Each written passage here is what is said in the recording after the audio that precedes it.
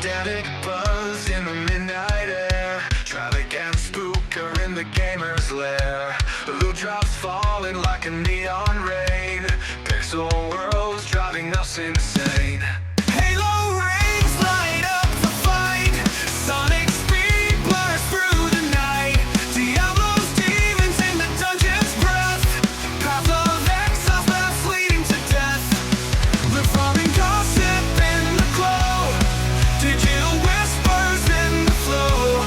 EverQuest dreams keep us alive. Dead by daylight screams collide.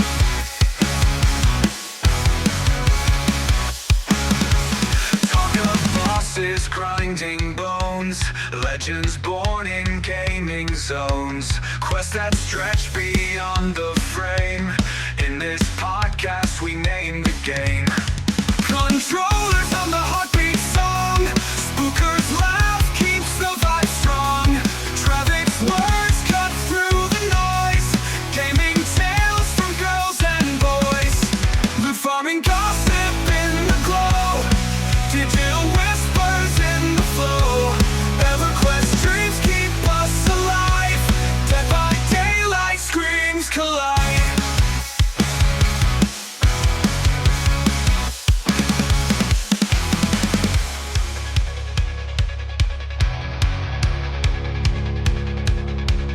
Controllers hum the heartbeat song.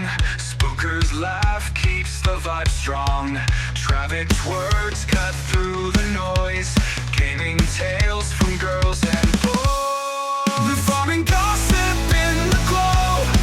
Digital whispers in the flow. EverQuest dreams keep us alive. Dead by daylight screams collide.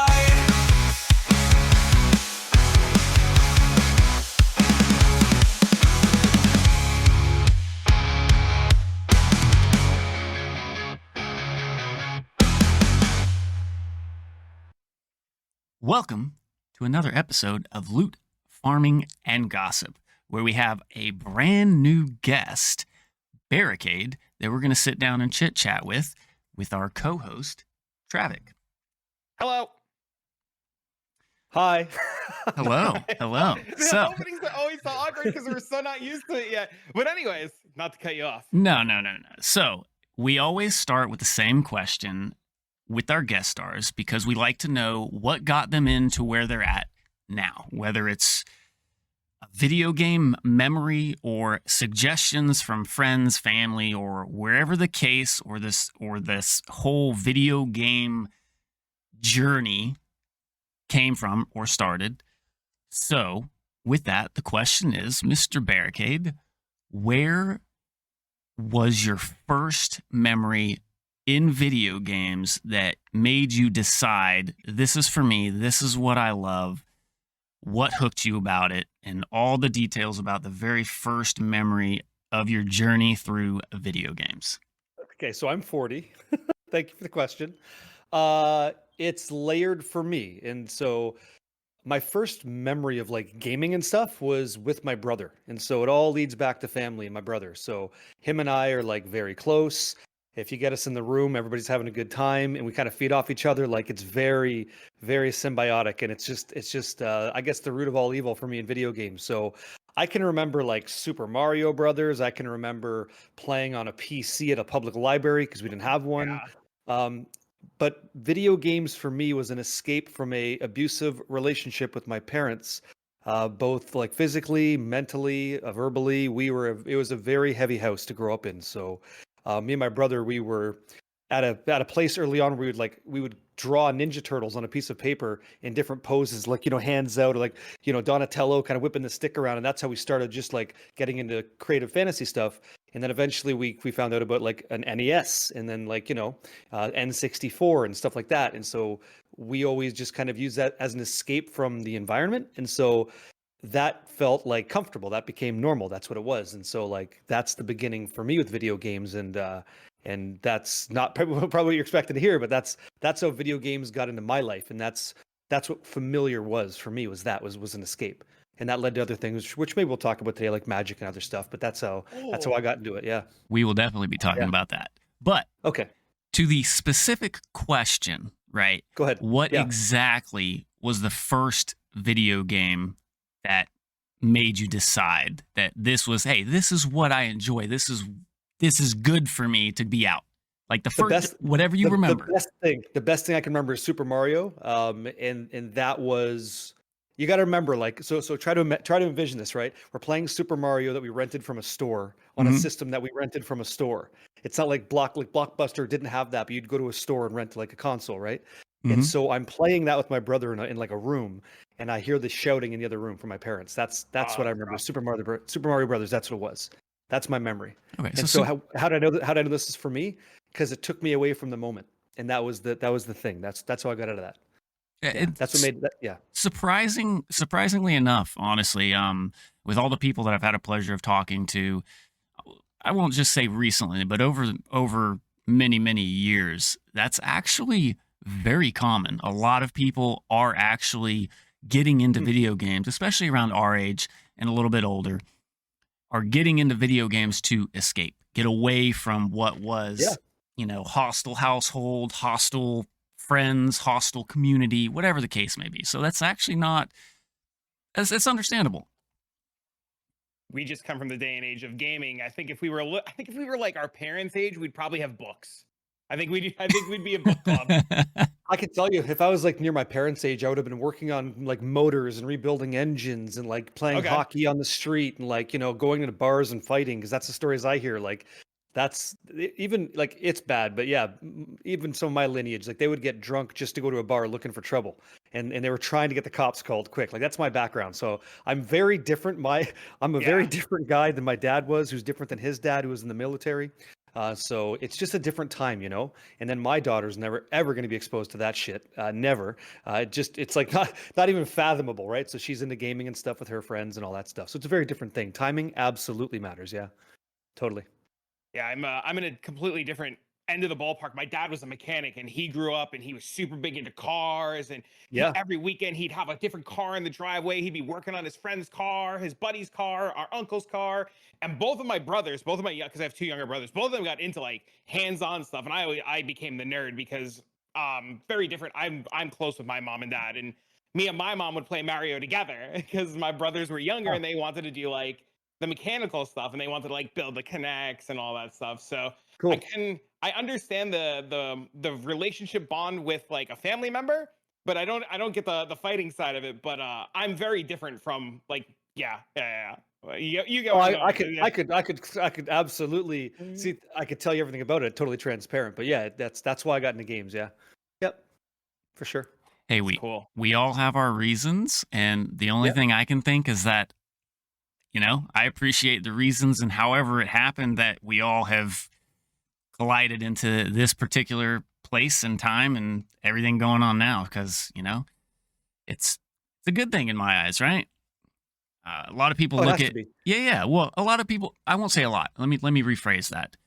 There's people that believe that video games are good, and there's people that believe that video games are bad. And I will always stand true to the video games are good, depending upon your background behind the reasoning you go to them, right? Video games are amazing. Let me just start there. Video Yes. games are incredible. The people that digest the content and how you digest that content, I think the issue is with the person and their responsibility to themselves and others. But video games are delicious, fantastic escape. They do a lot for people, but it's more with the Yes. person and not so much the medium in this case. So that's what I would Yep. say. Yeah, no, 100%. And the big issue is just people that are looking at it like video games are bad. Video games are causing conflict. Video games are doing this. Video You games are give me doing that. names because Joy Behar doesn't count. Like, sorry, but no. You know what I mean?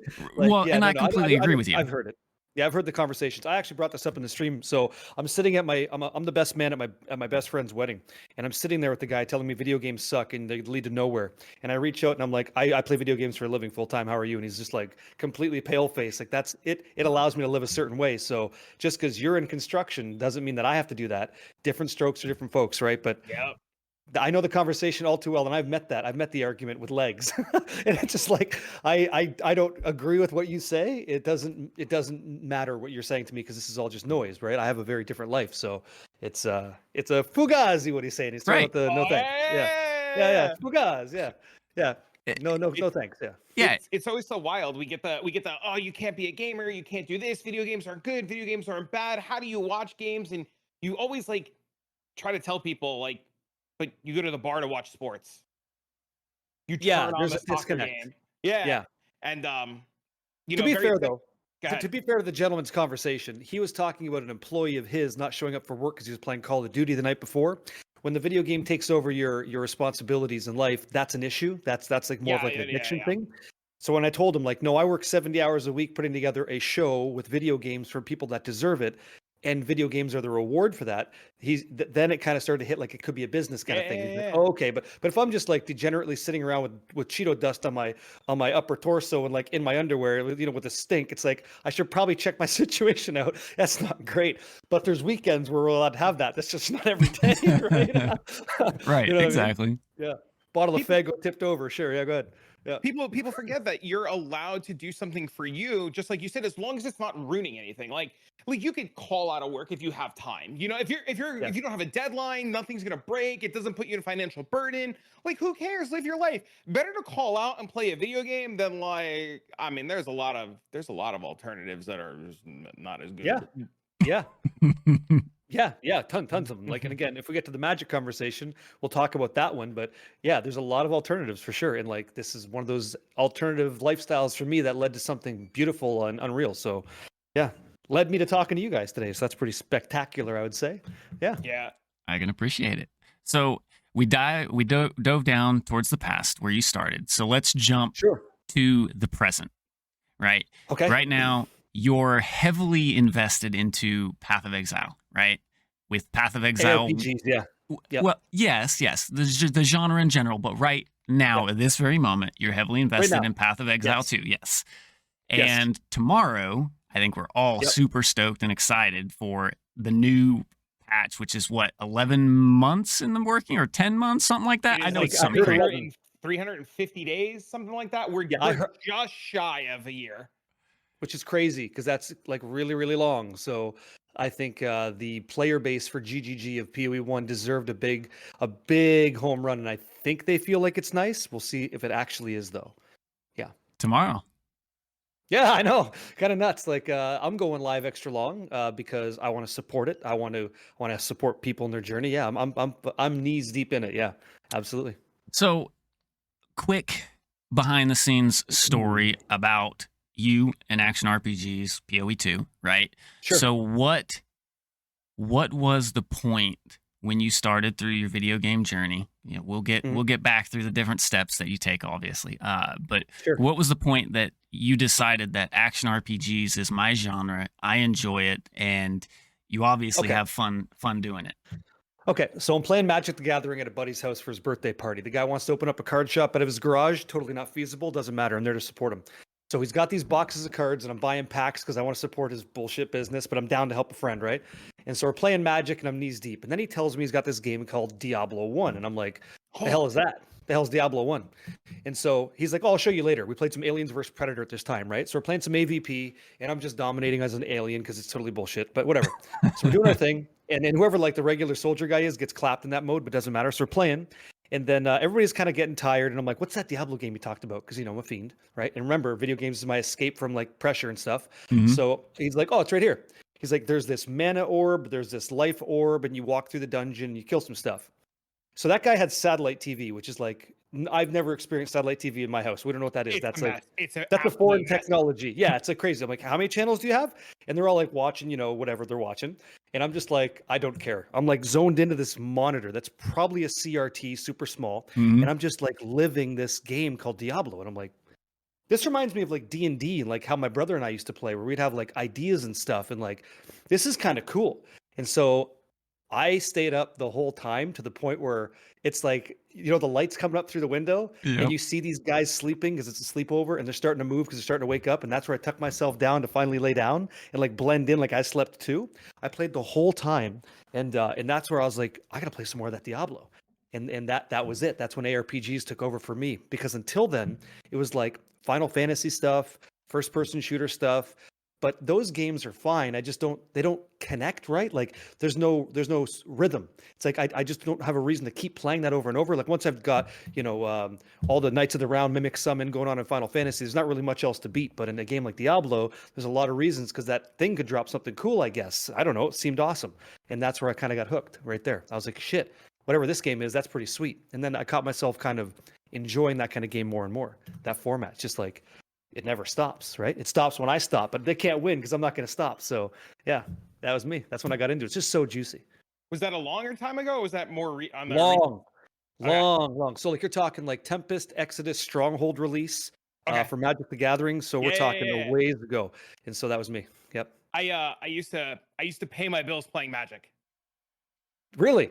Yeah. Yeah. Good luck doing that nowadays. Yeah. Yeah. That was it was a big thing for me for a long time, and then when my son was born, the cards So went away.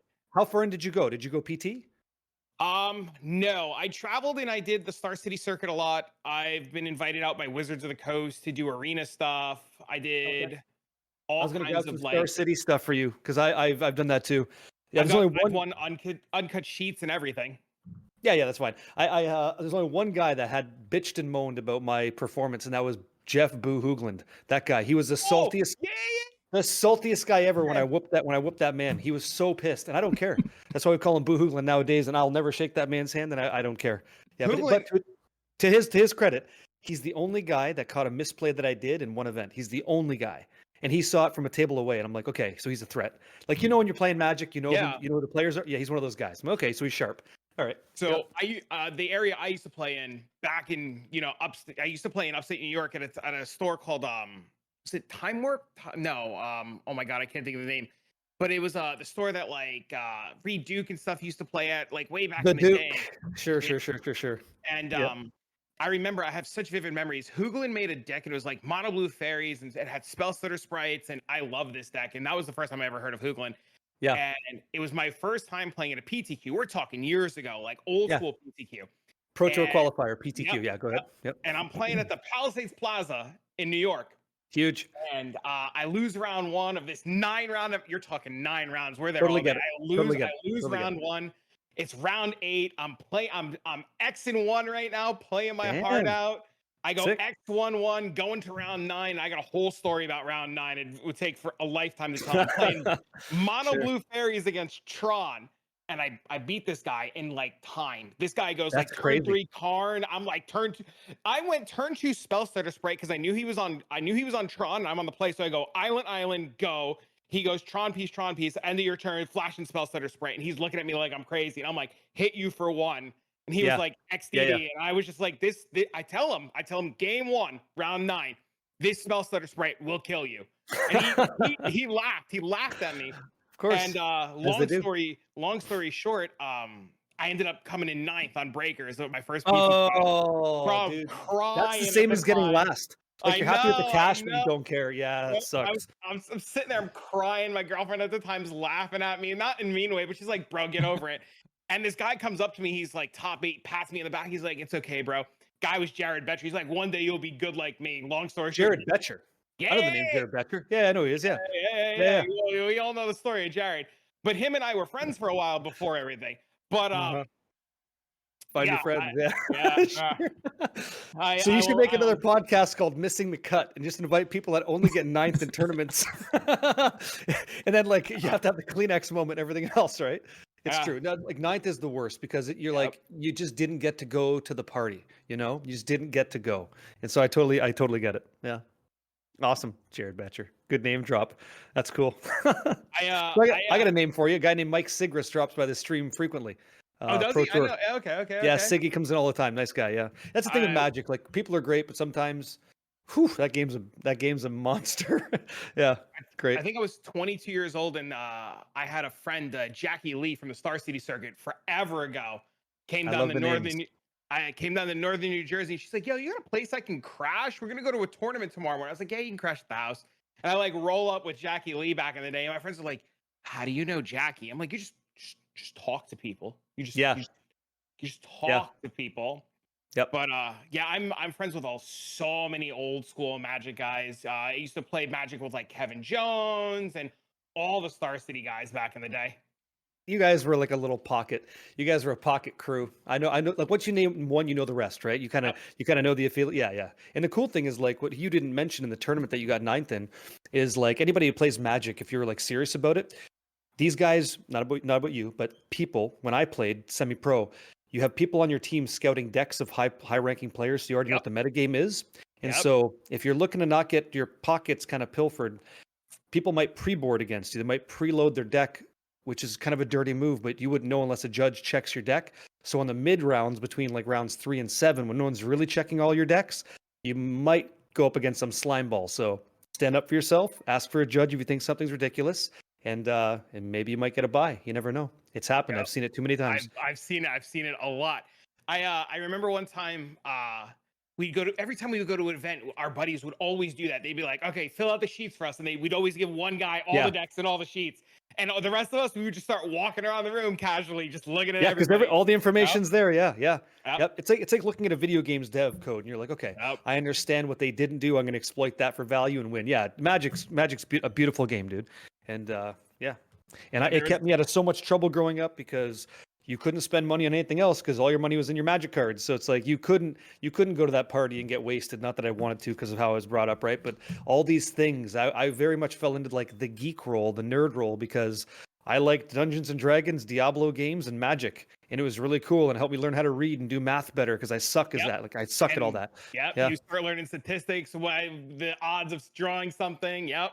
Oh, of course, yeah. I got the one and done, and then you get into pocket rockets and like all this one gapper stuff in poker. It's a great thing that you could like, it's a transferable skill. But the cool thing is like, I got into graphic design after, and I know we have points in this podcast we're supposed to talk about, but damn it, this is interesting stuff. So I go from Magic the Gathering, talking to all walks of life, all kinds of people, because that's just what you do in Magic. You don't know who you're sitting across the table from. So you build something called table presence, right? You know how to present yourself well. And turns out like all that stuff coincides with what I had to do professionally, which is graphic design. Sit in a room with Cadillac Coca-Cola guys and pitch my idea as the best thing going on. How do you do that comfortably? You gotta have confidence. How'd you get confidence? I played Magic. Okay, so what the hell does that mean? It's like, well, table presence, understanding math, understanding how to say words like duress, or like whatever it's going to be, dissipate. Why the hell would I use that word in everyday language? I wouldn't, unless you cast a spell I don't like. It's like, bam, right? So you'd have to like, it all comes together. And then that's what helps me become me nowadays, right? It all comes together. So I think a lot of people forget that, especially things like us talking right now is just such an impactful skill to have too. So like, it's overlooked a lot. You have this conversation. I have it all the time with parents at the school. What do you do? Do you really like what you do? Does it really do anything? And you're just like, yes. like I have so many skills that people would never consider would be useful that just become so everyday, like you were saying. Huh. Interesting. Yeah. If somebody asked me like, does it do anything? I think we'd have a fun conversation just in that meta conversation alone. But yeah, there's definitely a skill here. Yeah, for sure. Awesome. If nothing else, how to communicate without issues. Have a dialogue, right? Mm-hmm. Yeah, exactly. And actually walk away feeling like you learned something from either side. Yeah, totally. It's important. So I never really got into Magic. I knew of it. I played a few card games, but it was never on like the level that you guys play, right? As far as like the knowledge, the statistics, the effects of cards, and how to combat the different things. I did the whole Pokemon and what was the other one? Yu-Gi-Oh? Yu-Gi-Oh, that's it. But it was more on a friendly, like, this is my card, Casual. and I know this card beats your card, that type of stuff. So that was fun. But I never really understood the depth of it until more recently, when I actually started doing some research into, the different, analytics of Magic the Gathering, Yu-Gi-Oh, Pokemon, where the actual tournaments and all the statistics and what cards do and what you need and how to do it, all that. So it's been a journey kind of nonetheless. But how did you get into Magic the Gathering, and what's the first deck that you built? So my brother bought a box of cards. It's my brother again. Right. And now my parents aren't split up yet, but they're still arguing, right? So we're playing Magic the Gathering downstairs, door locked, door shut, and we're reading about Ice Age cards. And the first deck we built, I couldn't tell you, but I know the coolest card was stroke of genius. Finding out that there's a card like that is pretty interesting. And so that's not going to matter much to the audience for video game stuff, but that basically blue deck is what I was drawn to originally. It's kind of like if you like soccer, you like Germany, kind of like that. So blue for Magic was for me, and it's just about control. But you can't control anything unless you know all the things. So you have to know about all the things to know what to stop, because you don't know what to stop unless you know what's printed. And you'd be surprised to find out the parallels of knowing what to control and how to stop it could do for you in a game like Path of Exile. Do you understand? Or how that works in Diablo 4? How does how does that work? And when you hear the Grinding Gear Games guy talk about Magic the Gathering, you're like, son of a bitch. It's like they just made that game digital. They knew it. And and that's what Diablo 2 did. And I didn't realize it. Like when I build like a Magic Find Hork Barb, I'm basically cantripping in blue. It's the same fucking thing that I love. And that one outer on the top deck to win the game, guess what I just did? I horked a Burr rune. Fuck me, I just made Enigma. It's like that's right now. I'm getting chills. I'm getting chills talking about it. It's like that's good. That's what Magic does. That's what that archetype does for me. That genre does in video games. It's like they have the recipe. They get it. You know. And like you said, you played Pokemon, but I feel like Pokemon to me is Diablo 4. It's like it's like a kiddie pool. It doesn't really have that dopamine hit. It doesn't really get in the depths of the water. Definitely was. It used to, but now it's back like in the day, yeah, definitely. Nah, back in the day, yeah, not anymore. But so to answer your question, sort of deviate a bit. I couldn't tell you the first deck, but I could tell you what I went to tournaments with: Recurring Nightmare, Living Death, Survival of the Fittest. I sacrifice a little bird, and I quite literally throw this big fucking nightmare creature at you and say, "You got 3 turns, or you're screwed." And you start putting down creatures to block it, and I just kill them. It's like it, and then it's just amazing. So it's all about taking the paradigm and flipping it on its head. That's what I did. So I'm gonna. You're gonna like this. Get in there. So, Get in there. Get in there. On my desk, I have my deck of cards, and we talked about this last episode. I shuffle my cards when I like need to think or like I need to like actually focus. It's like a little tick. But I play a lot of Scape Shift and just kind of like you. Shift. Yeah. Like, okay. But my package is a little bit different, and people won't be able to see this unless they watch the video feed. But I turn 3 through the Breach Emrakul. Sure. With my shift deck. If it's not Scape Shift on 4, it's turn 3 through the Breach or turn 3 Titan. Yeah, which is why when I grab my toolbox deck and I make both players sacrifice a creature, you'll understand why. Yeah. Right? Yeah, because that shit happens. And I have to know how to stop. I have to have control. But that all leads back to my brother and me sitting down talking about Jester's Cap and Icy Manipulator, and like these references won't hit the vast majority of the audience, but look them up. They're very, very good. You breached Emrakul on me. I sideboard in 5 cards, and we stopped that shit real quick. We cannot do that. Yeah, and no ETB effects for you. We're not scape shifting shit. Like that cannot happen. I played Legacy one time, and it's like round 6 or 7 of an event, and I go turn 1 show and tell, because there's nothing better than showing you and telling you you're just dead, right? And I disagree. My divining top would disagree with you, sir. Yeah. God, you sit against the top player every turn, and the turn top, bro. You just looked at the top 3. Hold on, I got top again. I'm gonna top again. I just need a miracle. I just need a miracle, dude. I just need a miracle. Yeah. The angels. You're gonna pass the angels. Yeah, I get it. Yeah. See, we know. So Spooker, my bad there, but like that's the conversation magicians have, right? And there's thousands and thousands of options. Does that sound any different than Path of Exile 1? There's thousands and thousands of options. And the chads that have been with that game the whole time are like the legacy players of Magic that know what's in the library. They know what book to reach for, and they know how to make the dots. And if you don't know that, you're just playing casual with your friend, and that's fun too. But my God, is there depth there? And that's what I appreciate. Yeah. I mean, look at all the depth we're getting tomorrow, right? Like everything with mercenaries and everything. Like, I know I've talked to Spooker a couple times. I know he's super excited, figuring out league starters, but that's just that tomorrow's just going to be depth out of our minds. Day 2's depth out of our minds. People have to actually get to the end game in 5 hours. Then they start figuring it out, right? Right. Like we're all opening our starter deck tomorrow. Yeah. And then on day 2, we get into the booster box. That's what I think, right? Yep. Dude, I could translate. I can get there. It's so true. Yep. And then you're gonna have guys that go to the card shop and they just buy singles under the counter, and that's the trade league. That's the trade economy, right? That's all it is. True, right? Yeah, no, you're right. It's good analogies. It's really good. Thanks, sir. I'll be here all week. Yep. So, comparing MTG, Magic the Gathering, to Path of Exile 2, which I see a lot of similarities the more I actually deep dive into the backgrounds and the information. And you're absolutely right. I can't there's no argument from my side. But with that being said, into the Path of Exile thing. So you both are you already have your starter set out, what you're doing, what's your plan. So why don't we jump into that real quick? Barricade, go ahead and tell us. We know you're starting Righteous Fire. What made you decide on that? And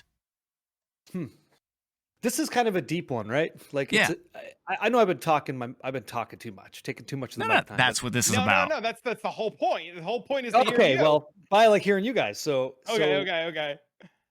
You remember how it all started with video games, right? Why do I play video games? It's the escape from the madness and the chaos. Well, luckily in my career of streaming video games to other people, they've given me the privilege of having this job, of being able to connect to people through that thing that was my escape from the chaos, from the abuse and stuff. Yep. And so ever since, I've been kind of on this tireless, effortless crusade. Effortless for me because it's just my life.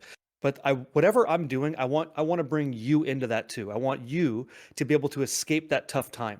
And I do that with my streams. And so the decision to make the Righteous Fire Chieftain is, not only do I know it's tanky, it's red green mid range, or it's Abzan, it's Abzan easy. Not only is it rhinos.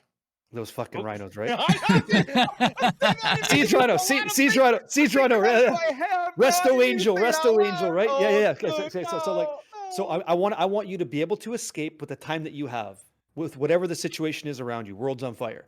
But when you log into that game with the view that I've got, it's going to be easy for you. And that had to be that's my lens. And so Righteous Fire, easy to play. Literally don't even have to press a button when it's on. And then how good is that in the end game? It's fine. It's okay. It's not going to break any rules, but it's very good. And so I wanted to have something that gave somebody that experience minimum.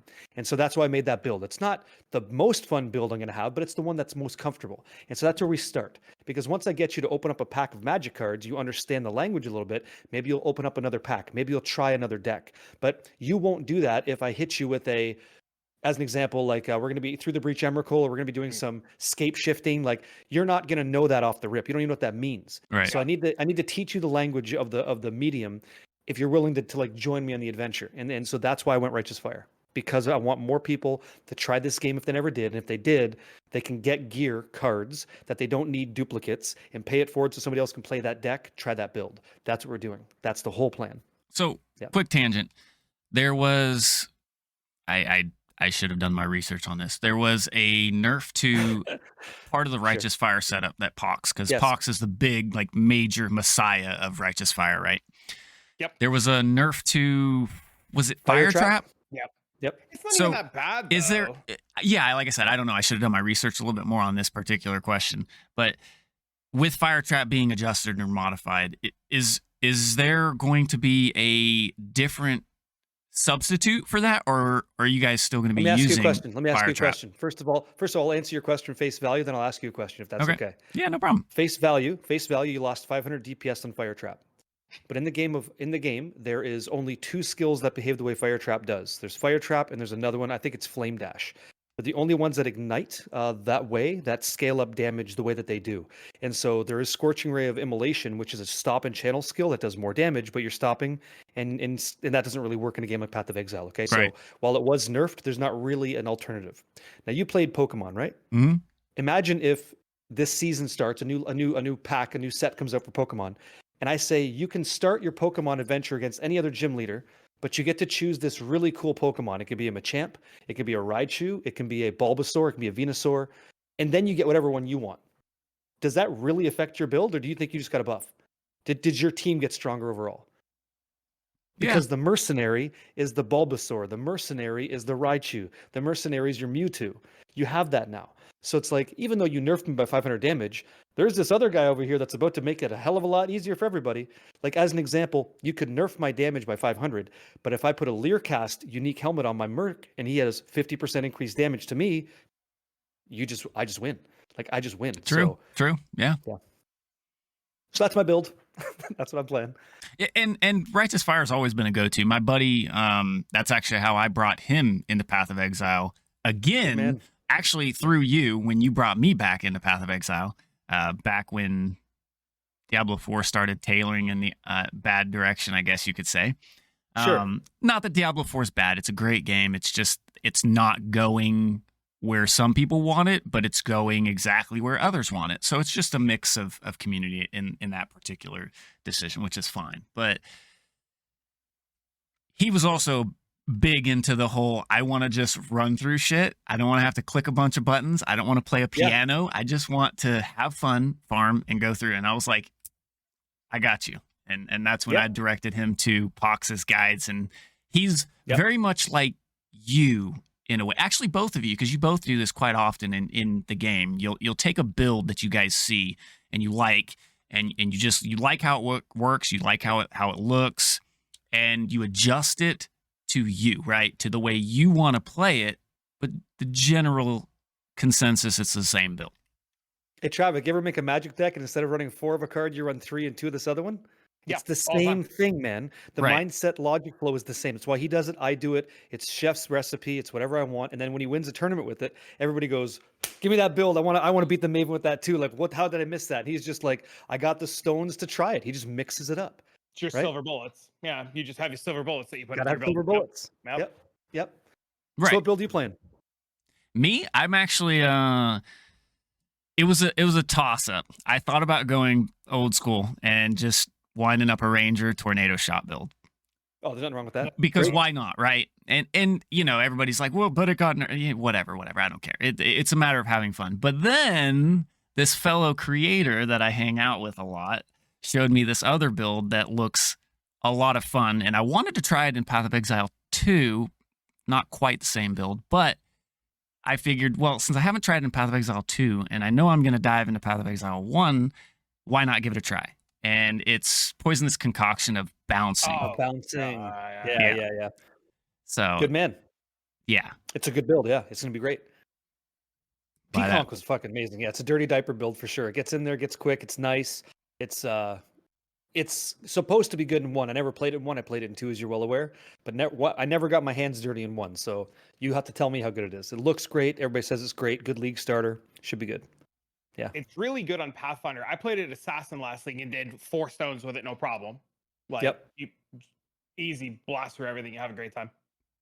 Well, my goal was to go from Assassin to Assassin, so. Yeah. It'll be a good time. You'll have a lot of fun. Just ignore, what are you gonna play?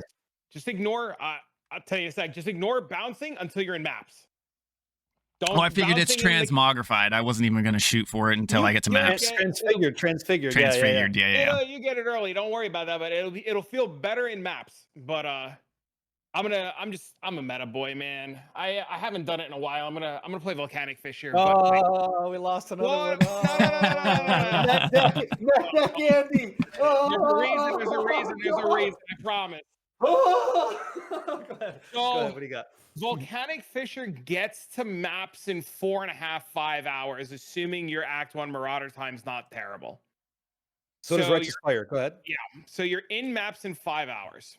So here's the funny part about Righteous Fire. So day 1's Volcanic Fissure into 2 stones, or mid day 2, and the end of day 2 into Blight until Blood Notch and the other jewel whose name is slipping my head. You talking about are you talking about Syriac, Sark, and Eater of Worlds? Those guys?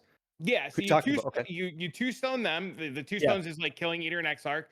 Yeah. And then you farming, and then there's I can't. You got Maven and all these other cats, yeah.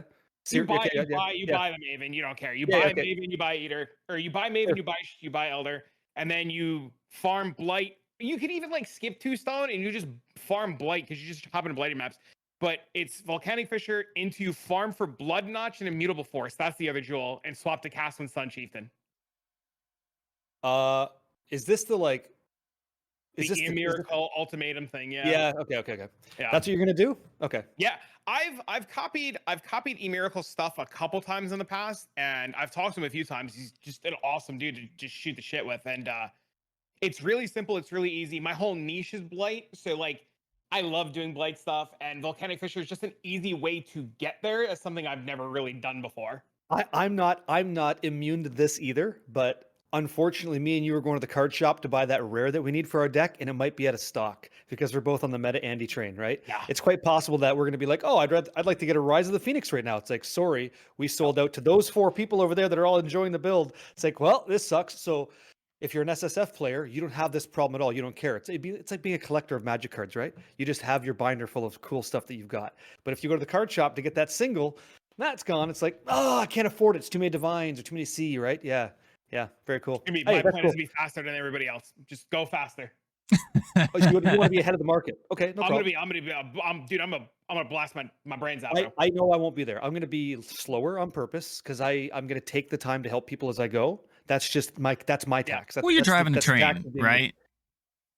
You're driving a My train thing and is you're that- toting everybody behind you. I get it. No, I get it. My thing is when we show up to the card shop to play that day, everybody has every card that they need. Nobody walks in there with the 63 card special. We've all got it. We all understand 75 cards in our deck. We've got it. That's how I bring the team. Is like we understand what we're doing and we understand why we're there. And we're there to dominate and we're there to win. And that's it. And we send people to the Pro Tour that way. We're going to send people to the maps that way. It just works. The formula works. Right. I'm so glad we could do the Magic analogies for today's podcast. This is fantastic. It should hit. Yeah. Yeah. Great. Cool. Well, Good I mean, shit, man. I hope it's great. Both of you guys. Yeah, it sounds like great builds. oh yeah. Well, I mean, Can't wait. yeah, it'll Yeah. it'll be fun. It'll be nice to see some new stuff in the game rather than just a new league too. So that's pretty cool. Dude, you gave us mercenaries. Like, do you know how cool that is? Do you know how exciting that could be? Like the fact that I don't got to use Vitality Aura anymore. I could use Determination for free. Like the whole rarity bot scenario, which means all the options that everybody's gonna want just because makes like some pretty interesting Atlas passive tree decisions. Like, do I go synth to get Garb? Do I like what am I supposed to do? You know what I'm supposed to do? Have a I'm good time. gonna give you some insider info. It's because we're Who you been talking to? Who you been talking to for insider info? Just Who listen you to them, got? because I do the blight stuff, right? So a buddy of mine Okay. goes, "You're the blight guy. You forgot these existed." And I was like, "Holy shit, what are you talking about?" Mercenaries get affected by anointed jewelry, right? We can give them notables. What? What do you mean? So if you anoint a necklace and you give Oh it, yeah, yes. so yes. things like Strangle Grasp exist, right? 4 anoints on a necklace, and you turn it rare and you turn it unique, right? Yes. Well, I could talk about this Hmm. now because we're pre-recording, but there are gloves that all mercenaries are going to want. The Gravebind gloves, right? You know, Yes, your yes, mercenary yes, counts. Yes. You know, yes. you can anoint. Did you know you can anoint them? You can anoint the Gravebind gloves? No, I didn't know that. Right. Most people don't. So in Blight, and this is why I'm going into a Blight angle, and this is something that's coming out later today. Blight drops something called Breath Seeker gloves. They were huge in Yes. Ritual League, very big in Ritual League. You know, they dropped the little pustules. Right. They We're- share a base with Gravebind. Gravebind is the only unique. Huh. There are multiple items and multiple different helmets, including things like Abyssus. Oh, yeah. Okay. The ballista helmet, whose name is slipping my mind right now. Everybody uses the ballista helmet.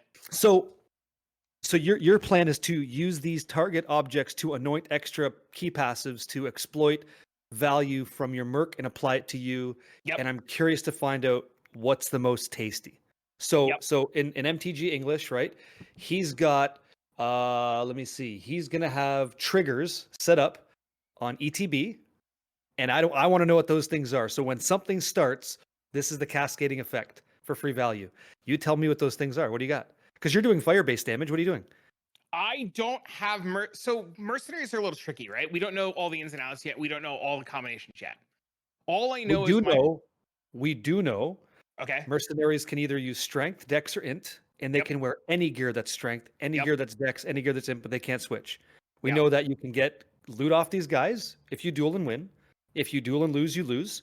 Yep. And we know that you can kit them out any way you want. And we know they have unique jewels. That's unique skills. That's what we know. What else do we need to know? Well, depending on what you're trying to farm and where you're going, and all their We're doing blight. Well, no.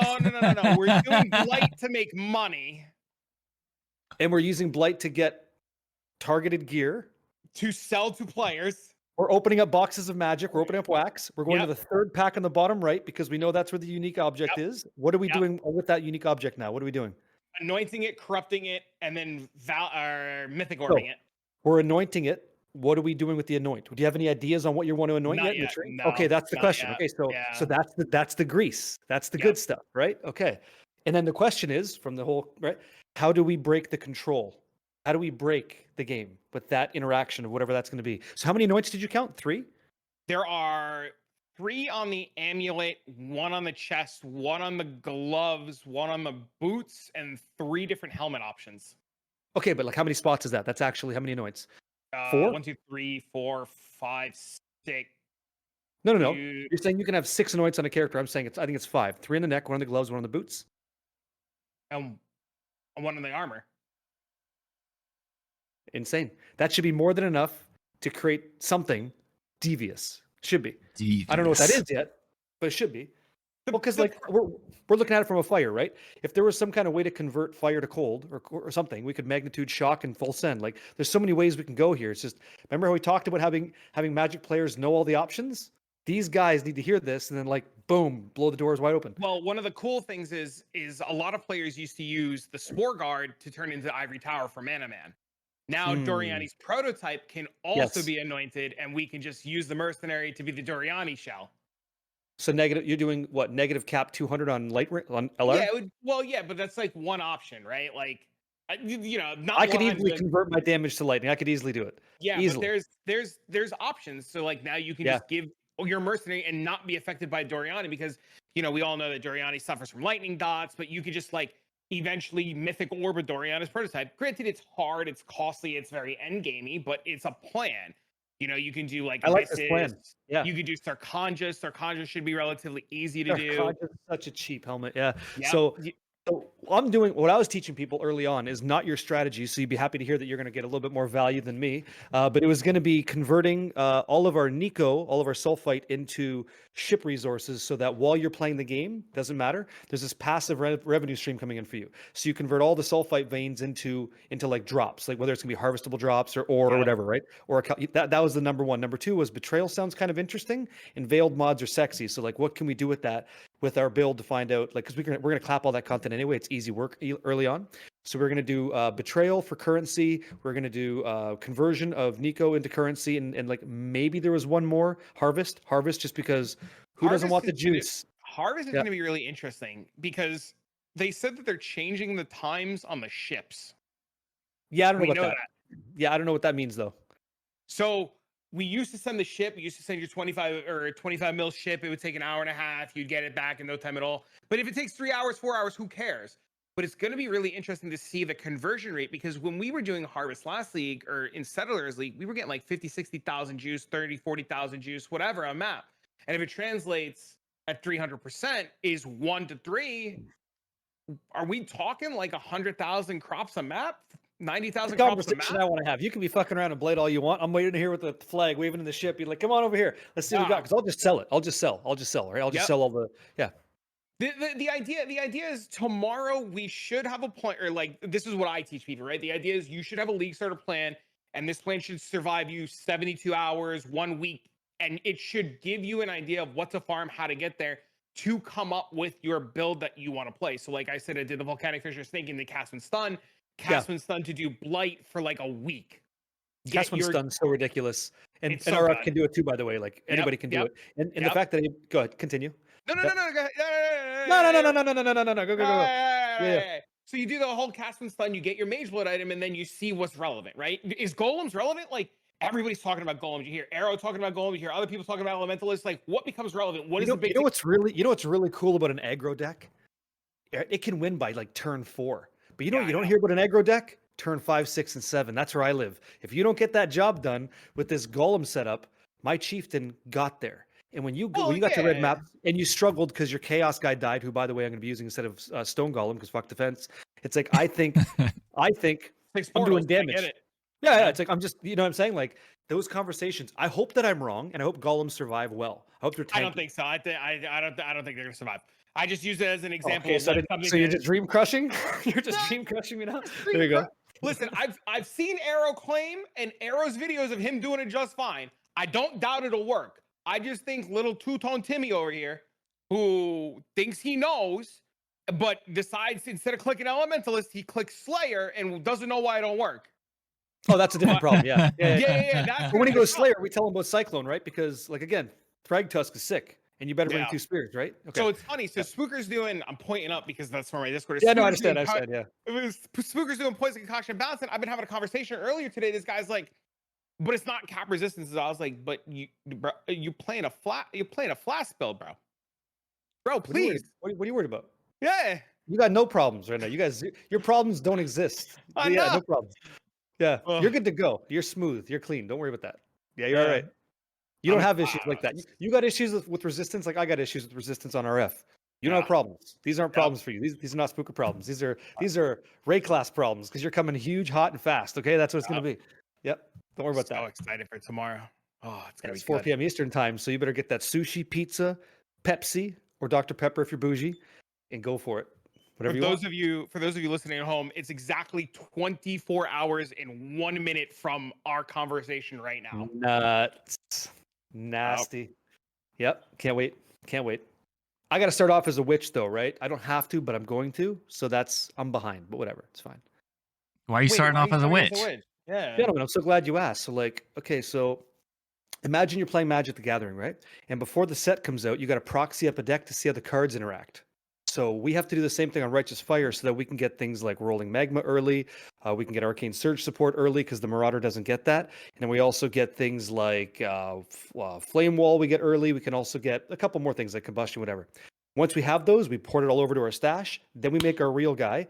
We get him immediately into the mud flats, do all the basic stuff. Then we're in the Mervale area, and we're all in on strength building, all in on life creation, all in on fire res, armor, that stuff's we're tanky. And then at level 16, we use Righteous Fire on the Marauder. But to do that, we rely on spell damage and fire first. And that's easily accessible on the Witch. It's not on the Marauder. So that's why Wait, we how do it. far do you gotta go? You gotta go to the jail, It's or like you gotta go? no. It's only the depths. It's the depths after the mud Hell flats. right. Okay. Yeah. So I just need to make a It's witch 15 minutes. 15 times and sell all those gems to the community, right? Not if you're in our guild, because we're going to work on that for you, so we'll have that ready to go. We're going to take the cards with us on the tournament. So that everybody's doing it. Like Pox recommends it. I tried it. I've done it many times. It's 2 seconds. It's worth your time. You do it.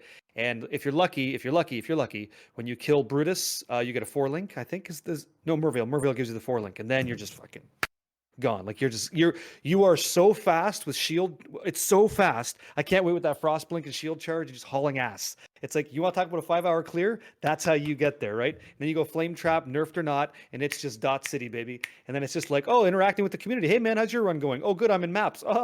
Sick. It's like, bam, next thing you know, boom, he's getting divines and he's buying gear and he's got all kinds of shields, right? And he's the card shop owner and he's just moving all kinds of product for everybody and everybody's winning. It's like, and the power just happens. And then this fissure guy comes in. He goes, yeah, but look what I can do. Boom, one shots the Maven, right? We're like, damn, what deck is that, right? And then, yeah. Jesus. Isn't that where it struggles? I used to play Penance Brand of Dissipation, or Coco, collected company, right? Court of Calling. So I used to play that. I have that. I got it right back here. Yeah, big fan. So Penance Brand of Dissipation, I think, will still absolutely murder this game. I think the damage is still there. It's beautiful to look at. Without a doubt. Yeah, without a doubt. But I'm just not going to go that way because it's not easy. It's not like, again, it's not a starter deck. It's more of like hey, you've been to a few tournaments now. This is what you want to do because you're going to need that one jewel in your skill tree to make sure you don't get hit by this. Like, it's okay. Like a bunch of dots connecting. I just got to make sure that we can understand the language. So yeah, that's goes down the whole route that I was just saying. Like you you play your starter for a week. That's you right. Get the enemy aid, you reroll. Yeah, but you can imagine, right? Like if you've never played a game of Magic before, it's daunting just to go to a card shop and be surrounded by nerds. And like that smell, because a lot of guys don't shower. It's like, okay, got it. So now I know what I'm into. Now I know the situation, right? It's true. We've had card shop owners many times say, pull up your pants or I have to kick you out. The guys literally have soap in the bathroom to wash. Like, it's bad, dude. People in Magic tournaments, they're just brutal. It's true. How many ass cracks have you seen in your life because of Magic? Did you see the How many professional plumbers did you think went to that tournament? No. Yeah. There was the guy. He used to do the yeah, sign at the tournament. Yeah. It's a thing. It's a thing. Yeah. So he would go to. Go ahead. To go to a Magic tournament, it's very daunting. It's asking a lot of somebody. To try Path of Exile 1 from a Diablo 4 experience, it's asking a lot because it's just it's a ton of stuff. And so you have to be a little bit responsible as a content creator to like help somebody and try to see things from their side, right? And forget about all the knowledge you know and go like, wait. What's the only stuff I have to know right now? And then like Travic saying, right? Getting into day 1, 2, 3, you're like, okay, I can do this with that card. I didn't know that works. Oh, you can do that. Oh, you can do that. That's PoE, right? And it's beautiful. Good. You covered everything. All right. So you both have fairly large communities, and you both, I know we're all one giant community, but that's not where I'm going here.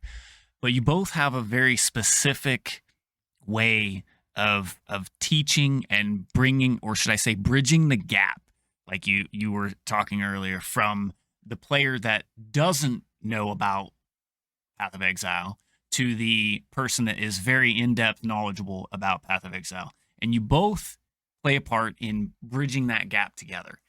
So you both have a different means and a way of doing it. So I guess the question is, what made you decide that that's how you wanted to tailor your, I won't say content, because you do more than that for your content, but what made you decide that you could be one to help bridge that gap? We'll start with you, Barricade. Like, what made that aspect of bridging that gap sound so good to you? Nothing. There wasn't a decision like that. Well, And no. If that's how you receive it. No, as- not at as all. a- Not at all. No, I'm just saying, like, No, I'm gonna say it's like the Go idea. ahead. Like if you receive it that I put it out this way, that's just a circumstance of the operation. Like I don't really give it a lot of thought. The only thing I think about is okay, if Spooker or Travic or anybody else wants to like play, how could I make it easy for you? What's the best experience I could offer you to get into this thing and try it out? That's all I want to know. What's that new player perspective like? yes, What's that look absolutely. like? I guess let me rephrase the question, right? So you just naturally do that. I mean, you both do. You do your content's tailored to help that, I'll just say, casual player across the finish line, right? You both Mhm. that's your goal. That's what you do. That's what and you both just Yes. like helping. So you go about it a little bit different way, right? You go about it like, all right, everybody jump in the train. We'll get together and we'll tote along the train tracks together as a team, one solid unified group, right?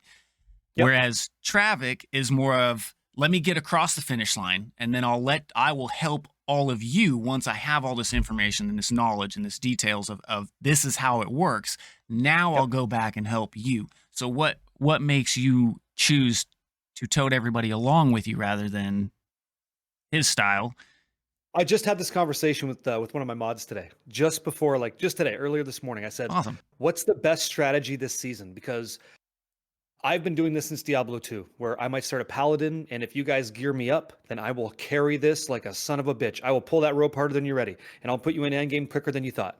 I've done that method. Mhm. I've also done the method where I team up with like everybody else, and I play alongside you, right? And some people appreciate watching me struggle to see that when you're not just given everything, you also have to earn it. And so it's like the one of us, right? Oh, just one of us, right? And so why do I do it this way? Why do I prefer the method that I have? Because I think there's something to be gleaned on from what did he do in this spot when he didn't have the answer? How did I solve that problem? There's a lot of information in that's valuable. And hitting those walls is like interesting for me. It's a bit of friction. It's good for the community. It's good for the viewer. It's good for me to figure it out as a person. And it's not a wall. It's a staircase. It's a step. It's a step. Mhm. And I'm showing you that it's not a stopping point, but it's a building point. Both are valid. It just depends on what's the right move. And so I will take the earlier, not the latter, but they're both fine. Oh, I agree. And I love both of your guys' content. Yeah, I mean, I support both of you guys a lot because I appreciate what you guys bring to the table as far as not just content creation, but being part of a community that is willing to reach out and help each other out, both on and offline. And it's awesome to be a part. It's not going to be a situation where, like, as an example, if I have a 100% chance to crit, and one of my community members say, "No, you can't get crit charges off a flask when I crit," it's like, well, I might not tell you to f off when somebody else might, but it doesn't make it any less true that. You know, he's just saying, "Oh, you guys get an inside joke," but it's like, I think like there's ways to handle these problems, and just a bit of a diatribe, bit of an aside, but there's ways to handle people that bring in the friction, and there's ways not to. And one experience is going to potentially award somebody else some more of that energy than somebody else, and that's fine. It's just there's ramifications both ways, yin and yang, right? There's not a best way to do it. There's just a way to do it. And you have to be okay with that. So the one guy effect. Tell him to F off. Get out of here. Fugazi, this guy. Yeah, he's selling smoke. Yeah, of course. All right. No one's gonna know what that means, but you guys will know. Good. Yeah. That's I fine. get it. That's fine. Yeah. So Travic, you bring in not the opposite, but the other side to where like you go, you test, you stress test, you build, and Yep. you do the exact same concepts, right? You hit all these walls, and then you find how to turn them into a staircase, like Barricade said, and you step over them first, and then once you get it all put together, you put it all in a nice little neat care package, and you ship it off so that everybody else can follow suit and know how it works, why it works, and all that good garbage as well. Yeah, before I make any video or before I say I'm doing anything like the volcanic fissure to snaking, for example, I will sit there, I will play it, I will hit every hurdle, I will hit every wall, and I will be able to do what I'm selling. Like if I can't accomplish what I sold, I won't tell people about it. Even if it's just like I did this. There's no granted I'm the same way. All news is good news, right? But like I can't tell you, well, I heard volcanic fissure snaking could kill 2 stones, but I can't do it. Granted, yeah, I mechanically suck. It took me a little while to do it on 2 stones. I know this. And I openly said, I know I could do it. I struggle to do it. Here are the hurdles I went over. And I need to personally know all of the struggles. So when people come to me and they're like, teach me this, I'll say, or what about, how do I learn Path of Exile? I just turn it on. What do I need to know? Nothing. Turn it on. Well, what if what? Turn it on. So every time somebody comes to me to ask for help, I'm like, what wall did you hit? No. What wall did you hit? What was the problem?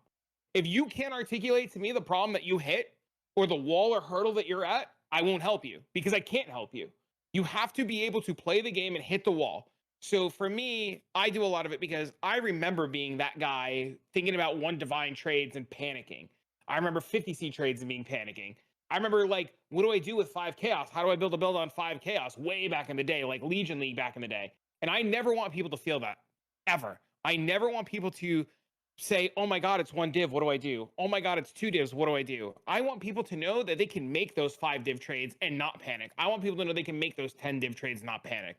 The hurdle that I currently have that I'm trying to get over is how to teach people that currency doesn't drop.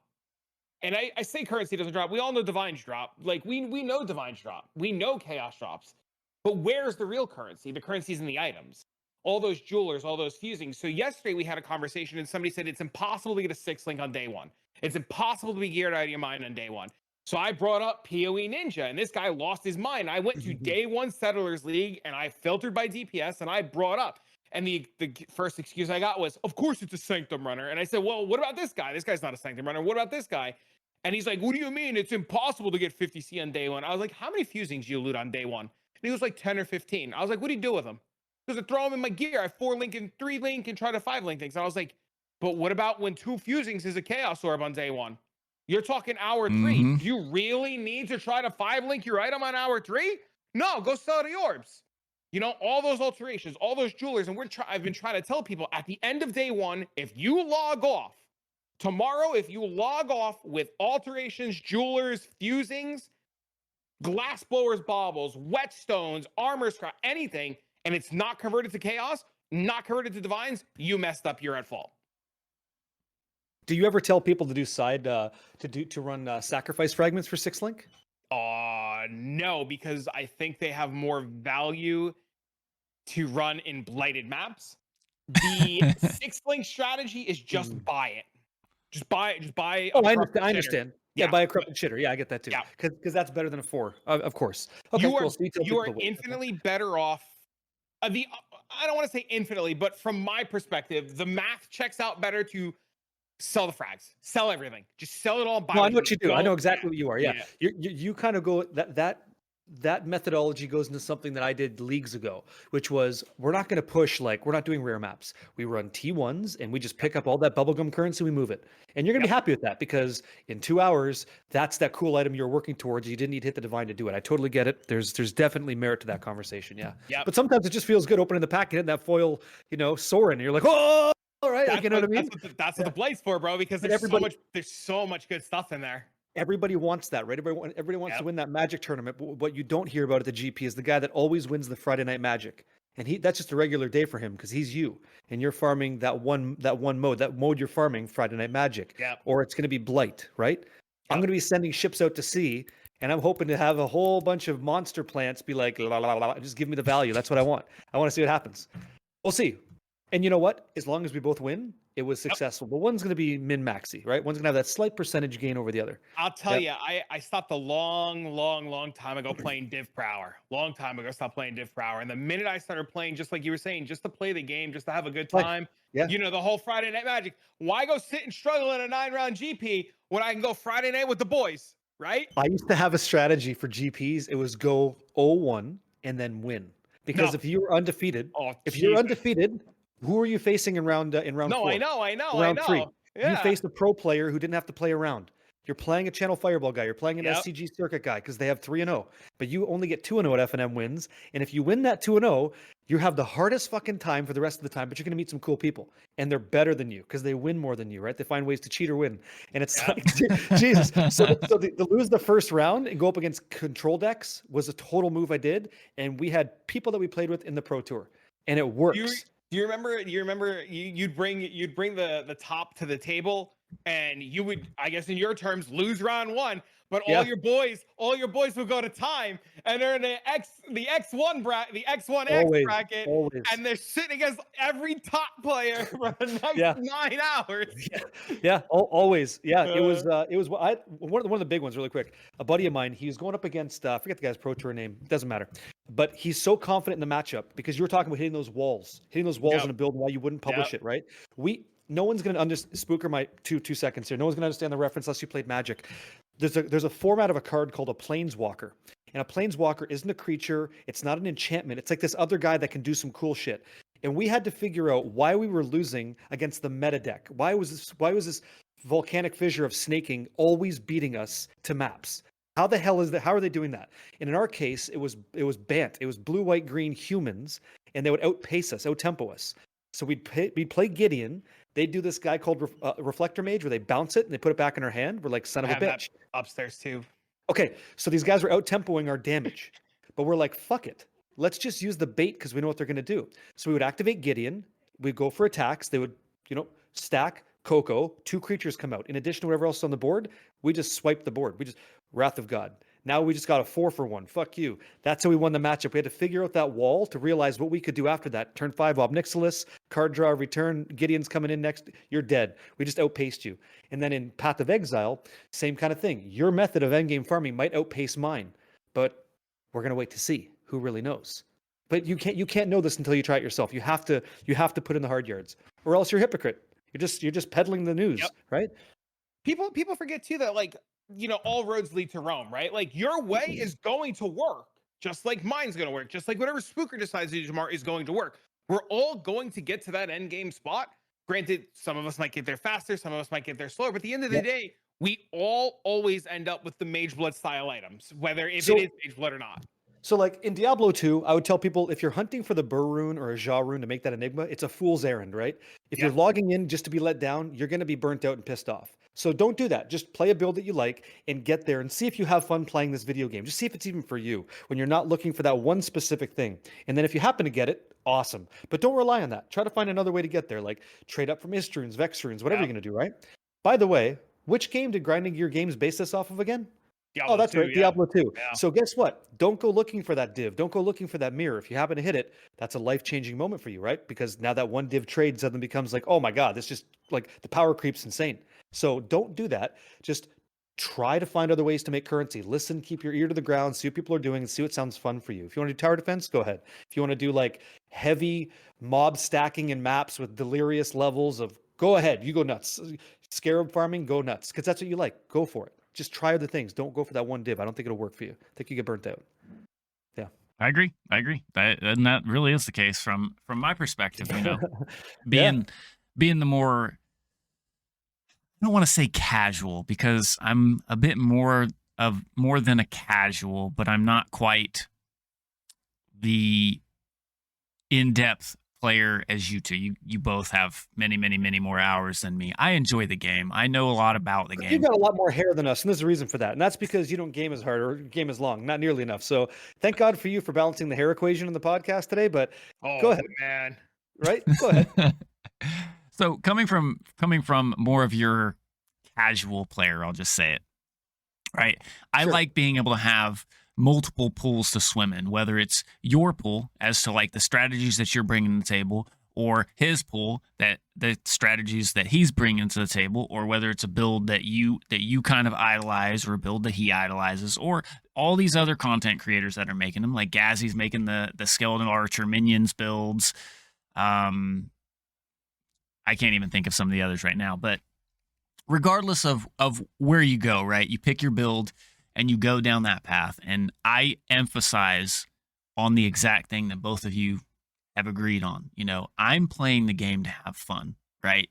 Yeah. I'm not playing the game to get to this exponential end before everybody else. I'm not racing. I'm there to have a good time. So I play a little bit different, you know, like I'm going to utilize all my currencies. I'm playing Trade League, but I'm playing Trade League to where I trade when I hit that wall. Before then, Sure. I'm going to be using my bubblegum currencies. I'm going to be using this. I'm going to be using that. Could I just save them and trade them for that 6 link that's going to make me just OP right off the gate? Or maybe not right off the gate, but sooner than normal? Absolutely. But you know how good it feels when you hit that 6 link your damn self? God, it feels so Yeah. good. Especially when you do it in like less than 5 fusings, which is ridiculous. But to your point, there's a reason why a guy like John Finkel plays mono blue Ophidian trade win Ophidian and wins things, right? He likes playing that way, and he just becomes an expert at it. Or a Mike Long playing Prosperous Bloom back in the day, and he's just very good at it because he just found a thing that he likes and went for it. But both of these guys have something in common, and that's they looked around and saw what other people were doing, and they reacted. And some of their stuff they borrowed, some of the stuff they made because they had to be that, necessity is the mother of invention, right? So same with what you're talking about with Path of Exile. There's going to be a certain way that might just alter the way you play the game, and that's going to ultimately be the most exciting thing for you. But if you have your meta glasses on and you don't look around, you're going to miss out on these things. So don't cost yourself a good time, right? Look around, slow down, take it easy, and see what happens. And I bet you enjoy the game more. I bet you stick around for at least a few more weeks, would be my guess. Yeah, like that name drop for you. That was for you. Yeah, enjoyed that. I'll tell you, one of my fondest memories of John Finkel was Finkel versus Kibler at Pro the Tour Dragon Master. Honolulu. Yeah, go ahead. Pro Yeah, Tour Honolulu. Kibler is the coolest dude. I've had him sign cards and everything before. Anyways, but I'll never forget they're playing Wolf Run versus something, and Kibler goes, "I'll Galvanic Blast," and Finkel's like, "Whatever," and he goes, "I'll Galvanic Blast." And he goes, "Yeah, whatever." And I'll Galvanic Blast. And he goes, "Yeah, whatever." And he goes, "And I'll Galvanic yeah. Blast." Is there And not a the clip Pro of this Tour somewhere? ends. I think there is. Right? Yeah, yeah. I was like, Yeah. Who has quad Galvanic Blast? Yeah. My favorite player of all time is Melissa DeTora, though. Love She's okay. Melissa. Doesn't she work for WotC now? Yeah, she does. I have made more money playing Melissa DeTora decks than any other player. That's because you didn't play with me. But she's all right. I'm just kidding. No, I Melissa, mean, things are going to change starting right now. She works for WotC. What more do you need to know? Like that, you become a player and the mothership pulls you up. You're doing something right, right? The Duke's brother did the same shit. Yep. Like they're made from a different stock. I'm pretty sure GGG would be hiring all of us if they didn't have the weird laws for their country of you having to live in the country and. I don't mind Lord of the Rings. I don't mind that. Plus, all I need is internet. Like, I don't know if I wanted to work for GGG. Working for the people's pretty great too. But I hear your point. Yeah. So I never went to a pro tour myself. I only did RPTQs, and the guys I lost to were worth losing to. It meant so much more to them than me. I was just happy to be there, right? And that was it. Like, I'm pretty sure I have a Snapcaster mage somewhere, but it's just. It's different. Yeah. We joke about like the end of day one converting all your currency into like, divines and chaos and stuff. I remember playing Magic back in the day. And like I said, I used to pay my bills doing it. And we would convert our high ticket cards, your old school Lilianas, your tops, everything like that, into Snapcaster mages. Snapcaster mage was a $25 card, $30 card. And you would convert your $75 Liliana into Snapcaster mage because Snapcaster mage never got reprinted. Yeah. Well, Innistrad, and I think it did now. Like now it is, right? Because that's Magic. They just print money. But yeah. But back in the day, we used back to. in the day, no. Like we would have Tarmogoyfs, like before Modern Masters, like $150 Tarmogoyf, and I would trade them for 5 or 6 Snapcaster mages. People thought I was crazy. And then at one time, I had to pay my bills. I remember getting a job in New York City, and I couldn't buy the train ticket. I needed $300 for the train ticket for the month. And I go up to the card shop, and I say, I need $300. He goes, okay, I can make that work. I said, how many Snapcaster mages you want? He just laughs at me, and all my friends are like, he's a genius. It's called arbitrage. There's a word for that. Yeah, you got on there early, but it's true. And like everybody who's doing the Magic grind at the time you're talking about, to be fair, and I think it might still happen now. Every time you win a tournament, you place in the money, whatever. You're not getting paid right away. You have to like sell your value at the card, Yep. at the whatever it's going to be, the event or at your local card shop or whatever, just to make ends meet. And like it's different now, and that's kind of why I got into Magic for many reasons, but that's one of them. Like Yeah. it takes a lot of talent to win a Magic tournament. It takes a lot of mental dexterity and and like it's just brutal. And these guys who win, nowadays, yeah. it's a sandhill. It's like it's just so slippery now. It's like brutal, but good on anybody that does it. Like Brad Nelson didn't do it. I mean, they tried, right? All these cats, BBD, Brian Bronwyn, like I played all these cats, but yeah, Oh, good times. I would Good definitely times. rather be doing this nowadays than playing Magic anymore. I'll tell you that much. Yeah. I mean, they offer something different, right? But it's interesting because you're still interacting with people at the end of the day, which is I think what we all want to do. Yeah. You know, that's the thing. Connection in some form or fashion. Yeah. Yep. What was the main point? What were we talking about? I totally cut you off. What the fuck were we talking about? I totally forgot the main point was there. What was the point? That's over there somewhere. I don't know. We'll find it Okay, later. it's gone in space. Yeah, Okay, yeah, cool. yeah. No It's problem. gone. It's gone. Cool. It's in the Arcane Sanctuary floating around. Got it. Sure. Yeah. So if there's a classic game, A classic game. Okay. a classic game from your past that you'd like to revisit, would it be in the action RPG genre, or would it be another genre, or what would you choose to revisit in That's the time interesting, in the time that it existed, in the golden timeless? Oh, okay. That's different because I said I could play any game right now, right? Like, Yeah. if I could go back in time and play any game, what would it be? That's a tough one.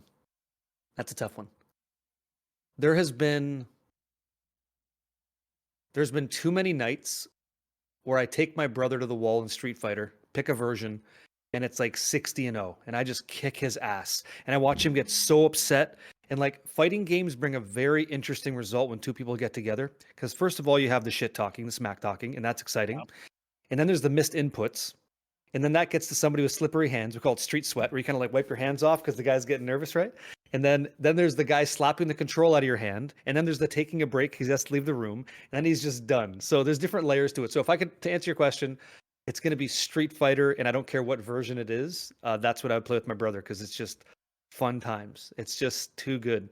Too good. Yeah. Street Fighter. Nice. How about you guys? What would you do? What's yours? You wanna go ahead, Travic. No. Go. I've talked so much.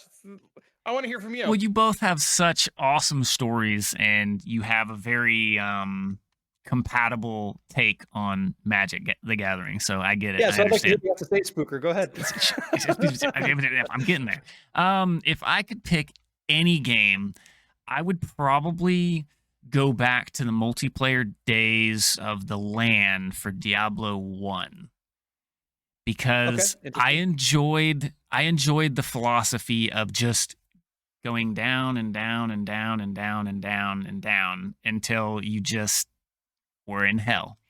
And it was fun because me and my brother used to play, like you said, used to play together, and he's not really into video games anymore, so he does his thing, and that Yep. it's one of those timeless things that you just you look back at that in those moments, and you just cherish those memories because they were fun. They were nice. Yeah. I'll get in there while he's okay. So, cool thing nowadays. Talk about time and translation across video games.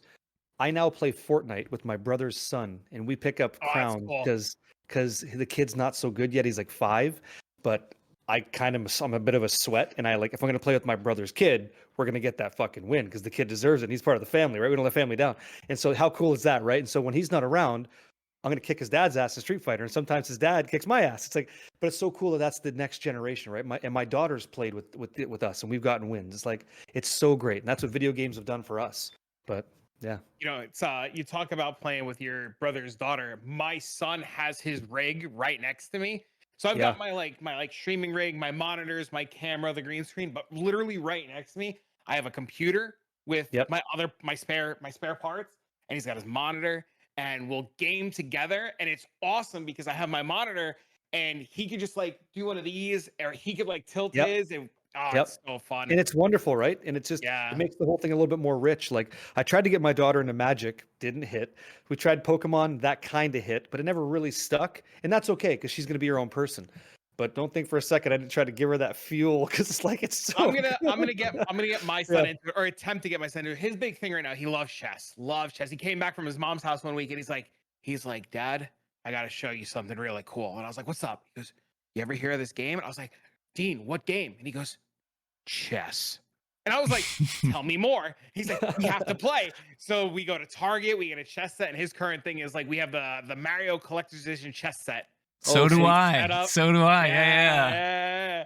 And it's all set up, and it's we have a I'm a blast. bit of an odd man out. I love chess. I played it twice. I don't understand how to play chess, but it's totally in my wheelhouse. It's like, it's a skill-based game. There's knowledge like crazy. There's all that. I have so much to learn about chess. Yeah. I didn't start until my son wanted to play. I'll tell you, don't go down this rabbit hole. I started watching Okay. I started watching chess streamers and chess videos, and I've got that magic itch for the competitive Yep. side of things to get my brain to. Yep. And I know I'm one click away from turning Yep. chess.com on and Yep. losing my life.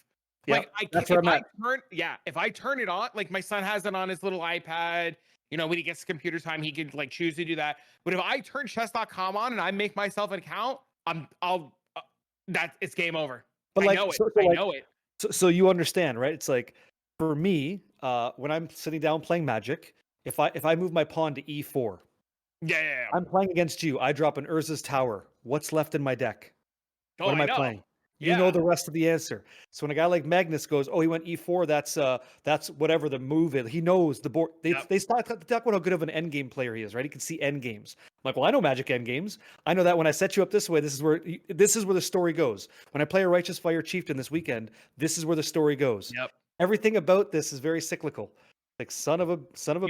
You'll start watching videos, and the guy will move like to you say like pawn Yes. to E4, Yep. this pawn here, and he goes, "This is this opening. This is the best line. That's right. This is That's right. That's I'm right. like, That's right. How many different openings? How many Yeah, different tons. things? Yep. Because you know, back in the day, I watched The Queen's Gambit on Netflix. I'm sure we all watched The Queen's I Gambit never back did. in the day. Oh God, you gotta go turn it on immediately. As soon as we hang up, grab your kid, go turn on. It's great.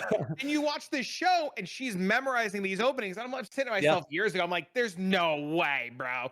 There's, ignorant me, right? There's no Sure. way. Now, fast forward, looking and doing research, it's crazy. Did you ever get into like poker from Magic? Did you ever go down that? No, You're very lucky in that. I You're would, very lucky in that. I would Do you lose see my the house. parallels? But do you see the I would- parallels in it? Yeah, I would lose my house. I can't gamble. I can't. Okay. I know. Like I've gone for me, I've gone to a casino. I play roulette. Right? You spin a Never. little I'll ball. never do it. Yeah, I know what it is, bro, but never. you lose $50 so fast it doesn't feel good. So I know if I started playing poker and I started winning, I would get that itch. Sure. So I substitute that itch with like my current thing is Diablo 2 and Hero Siege. So I'm playing a lot of Project Diablo 2 and a lot of Hero Siege until tomorrow. So I substitute that itch with other things. Yeah. No, I understand. So like I don't go to the casino with more than $20 because how I make my living is the generosity of others. Like it's not just given to me. Exactly. Yeah. So like I can't in good faith go to a casino and be like, oh, here's $25. Like I can't. I just go there. I'll do like stupid slots, which I know I'm gonna lose. And I've already checked like the theory, which is like the close ones are gonna pay out more to get more people in the room. I know the theory. Like I try to know this shit. And so when I get into poker, I'm like, I know what a 2-gap suited connector is. I know the percentage on Queen Jack. I know why you don't play. Like I get it. And it's like, fuck, I'm just 2 seconds away from poker. So I just go online and play for fun. But it's very rare nowadays. But I was just curious because a lot of magicians, Magic players, they go into that. And so that's why I would be at like PTQs and I'd watch the guys with the laptops. 2, 3, 4 screens of poker, cycling through. Poker. Yep. I can't do it. I'm very much like you to comment on what you just said. Like we both make a lot of our money off the generosity of others. I never spend anything on myself. If it doesn't keep the roof and the lights on, it goes to my kid. Like everything people do, 100% to my kid. I can't tell you the last time I spent money to buy myself something to just like mess around with. So I totally relate. Did you get So I got a boba? question. Who? Travic. No, Who? no. We're going Sunday. Okay. I was gonna say Sunday. you better. I told you to. Okay. So I had a question. So like, what does success mean to you guys? Go ahead, Spooker. That's a What does it that's a mean to very be deep successful question. to you? So I mean, Fucking right it is. you can I ask good ones. you can look Go at ahead. you can look at this on two sides, right? So I look at success. Success is two different things, right? Outside of that, it's whatever. But for me, depending upon whether you're taking this from a financial point or a personal point, which point are you pointing at? That's Or up to you. both? That's up to you. Okay, so in my eyes, success is you, me, being the question answer, being happy with whatever it is I'm doing. Okay, and with happiness brings your bills being paid, family being taken care of, and you having the time and energy to do the things that you would like to do in life. So long answer cut short, success is you being able to financially support yourself and your family and the hobbies in life that you enjoy. Cool. Travic, what do you got? It's hard, man. Before I was a dad, I'd have a different answer. Definitely before I was a dad, I would have a different answer. Nowadays, I feel successful when I can take care of, like, if my son says, I want this cool game, and I know I can buy it and it doesn't break the bank, and I see him learning and growing. And then on the other side of the coin, when I turn, like, when I get to go to work every day and I hear from people, I did it, I got it, I made it. The first time I did this, the first time I did that. The other day, somebody even said to me, they're like, you've done so much to help. You don't even know what you've done. I'm not going to tell you what you've done, but just know you made an impact. And hearing other people's success just from a little bit of something that I was able to do means that I was successful. Because, like, dude, I can go work a hard job. I can go scrub toilets. I can go flip I can go flip things. I can make money, right? Like, happiness is, happiness is just like what we make out of it. I've seen so much BS. I'm sure we all have stories that when I can see my kid light up the room, or I can hear other people are, kicking it. That's it, man. Good shit. Good Yeah. stuff. I might be the hard asshole from New Jersey and New York, but there's a little bit of a softy side there. I would say in this limited time we've talked, you've got a rugged exterior, but you're just a very hearty, centered individual that's got a lot of selfless characteristics that genuinely wants to have a positive impact in people's life. That's what I get back. I would use that against you in Magic, and I'd force cards in my hand that aren't there to win. But other than that, it's like you would fall to my tricks. But you're not just kidding. You're a nice guy. I would tell you to sign a slip. I have to sign slips, but No, you're yeah, going to yeah, sign yeah. it No, with two wins in my favor. No, Yeah, it's with your never gonna friends happen. watching. Sign a slip. I was so brutal. I would stream Magic, and I'd be like, I watched right a in the grown man. Dude, camera. I used to stream head Magic. first. I used to stream Magic. I had a grown man in tears, dude. He's playing Infect because his friends told him to play it. But I had Malira tech in my deck, and I it's hate old you. tech. I'm like, guess what? Guess what just happened? I You just know. lost. Yeah. You just lost now because you think you're gonna do 20 life. Here's a kitchen finks, and you know where the next one's going. It's like, so now I'm just gonna deck you because I'm gonna reload mine. So that's the end game. Anyway, I've shaken a man's hand, and I slide up his hand from sweat, from nerves, because people are watching, right? Brutal. I play Scapeshift. The father of Scapeshift is a guy named Daryl Ayers. Back in the day, Daryl lives in Virginia Beach. Sure. So I'm playing in a local tournament for a couple $1,000 top end prize. I top 8. Daryl Ayers is in this event. I didn't know he top 8'd. I'm a huge fan of Daryl Ayers at the time. I go up to Daryl. I say, hey, I want to introduce myself. I'm playing Scapeshift.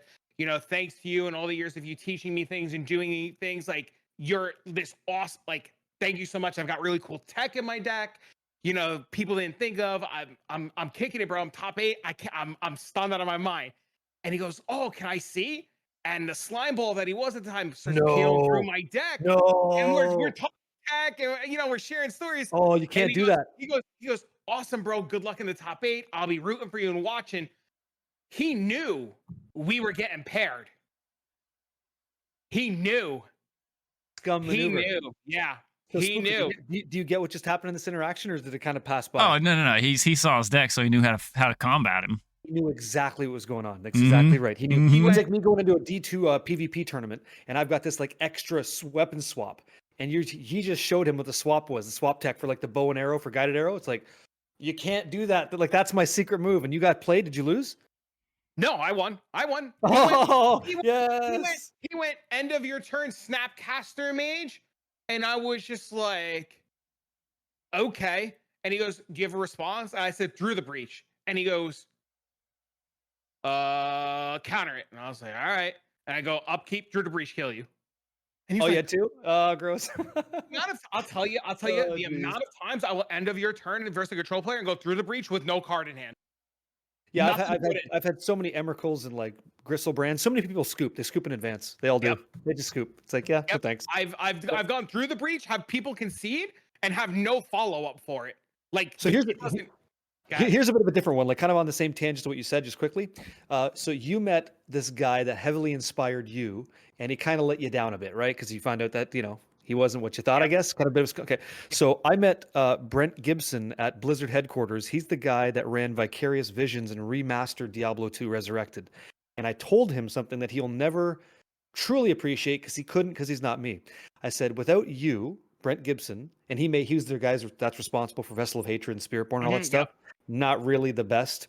I said, without you, my life is still doing graphic design for a guy I can't stand in a job I just hate because I need security in my life. And without you, I don't get the courage to stream a game I grew up with. And without you, my whole life doesn't change to impact others in a positive way. So thank you for that. And he's like, "Oh yeah, no problem." I'm like, "You have no idea what that means." And what I've gotten, like the messages from people like you mentioned, I get those messages. Yep. And it's like the amount of positive impact we've had because you guys did a great job on something tells me that if I do a great job on something, it has impact. And so that guy kind of gave me that. But I had to say thanks to Brent Gibson, who ends up being a nice guy. Doesn't always make like, you know, crazy good games, but what you gonna do? I met that guy and I told him that, and he's just never gonna know. He'll never know. But maybe he makes something nice the next time. Who knows? Crazy. That's Brent. That's who he is. Good dude. Yeah. So we're nearing the end. Obviously, Sure. So we're gonna hit some rapid fire questions, and we'll go around the table. We'll start with you, Barricade, and then Travic will answer, and then I'll follow up and answer. What's the best loot drop you've scored in any action RPG that you've played? Death Fathom. That's a good one. That's a sorcerer wand, right?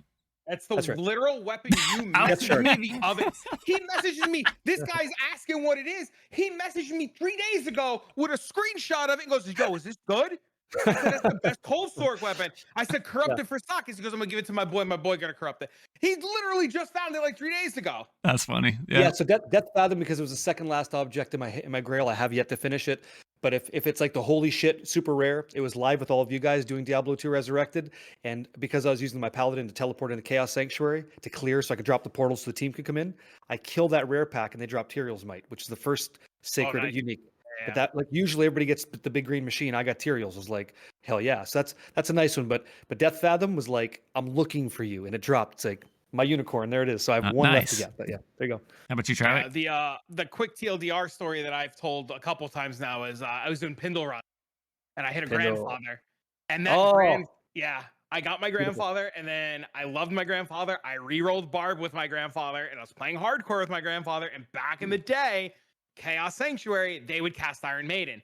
So I'm rushing my boy through normal, forgetting they cast Iron Maiden, and I whirlwind killed my Barb in hardcore with the grandfather and Storm Shield. You have a memory just like that. Yeah, I do. Yeah. I'm not going to bring it up right now because it's too soon. But yeah. I was teaching people from Diablo 4 Path of Exile 1 endgames and I was playing Penance Brand of Dissipation. That was the whole idea. So I'm like, okay, guys, this is the end game. And I get in there and I drop a brand and I just instantly reflect map myself on my first map. I'm like, son of a bitch. I didn't check map mods and I got completely tased by myself. And I just got so owned by my own setup. It's like, yeah, I guess I do a lot of damage. So Yep. I totally get it. Yep. Iron Maiden's a bitch. Love it. So mine was in Path of Exile 2. It was when I was on my whole warrior spree through hardcore. Yeah. And it Yeah, good was times. Yeah, I love a those. Yep. level 28 mace that dropped that was literally perfect. It had the highest tier mods that you could have on it: physical percent, flat physical, and then flat physical and physical percent. And I cherished it, but you know me, I need that one bit more. So ended up corrupting it, and it made it. It was like a 0 DPS. Yeah. Thing. But that's to see something like that drop for me. Just to pick it up was a win in itself, because it's like, especially in Path of Exile 2, where there is no crafting, there was no item like it on the market, and it actually did more damage than your, what was the end game, the level 70-ish Laden maces. Hammer, whatever it is. Yeah. So the level 28 one was like the best hammer on the market in hardcore, and it actually You got sat. to use what the Silver Fist hits with. You know what that's like. Oh on. yeah, exactly. Good man. So this question isn't going to pertain to me, but it's a question that's, just throw the curiosity out there. What's your favorite MTG card of all time? Ooh. That's so hard. You don't know what you're asking. Oh, I do. You don't. Because it could be the one that won you the tournament. It could be the one that you gave a friend that changed his life. It could be the one that you never thought you'd open in a pack. But for me, it's the flavor text of up, down, over, and through, back around, the joke's on you. It's called Misdirect. And there's nothing more fun than watching a guy think he has the match and kills himself. It's the reflect map of Magic, and I love that shit. I died to a killing palm with a Primeval Titan. I swung to kill somebody. I didn't have the land on the ground to escape shift kill him. And I swung with Primeval Titan. He killing palmed me. Oh my god. Same card, different name. Yep. So good. It's the one you never see coming, right? That's it. Yep. So Misdirect for me. Yep. Show Used to be Force of Will. She's so good. So good. So what does that do? You literally show somebody something and tell them they're gonna die. That's not entirely true, but that's yeah. You show the card, you play it. You just get to play it. It's like you cast Show and Tell, and both of you put a card in face down, and you flip them over at the same time. And usually you would the card you would cast from Show and Tell would be like some like super juicer that you'd never be able to cast without cheating it in. So like his whole deck of cards is a level 1 Path of Exile character that has no business using tier 1 6-linked fused double influenced insane, right? He shouldn't have that. When he does Show and Tell, he's like, hey, if your armor is better than mine and we'll play for pink slips, then I'll just give you mine. And he goes, okay, cool. And he gives you, you're like, oh fuck me, like this is a setup the whole time, right? Yeah, it's a stitch. So yeah, that's what he does. Gotcha. Okay, that makes sense. You said pink slips. I had an SRT4 when I was a kid, like an old neon. And back in the old town I used to live in a long time ago, had a Polish gang. And then one guy goes, "You want to race for slips?" I'm like, "Dude, I'm 16." He's like, "I love your car." And he goes, "You don't race me, I'm gonna steal it." And I say, the guy, he's like the head of this, like, we're 16, like, he turns to me and says, "I'm gonna steal your car." And I say, I don't know. I'm 16. I don't know what to do at the time. And his girlfriend is in my math class, and I had taught her math. And she goes up to him, and his nickname was Cookie. And she goes, "Cookie, that's the tutor." And Cookie goes, "That's the only reason." He looks at her. He goes, "She's the only reason you keep your car." Right on. But then there's also like law enforcement, insurance claims. There's a lot of reasons why you're gonna keep that car. Yeah, but you're 16, yeah? You don't think of all that, but Yeah. At the time, it's real hot action. Yeah. Thank God you're tutoring his girlfriend. Yeah. Yeah. Yeah, so anyway, she's now your wife. No.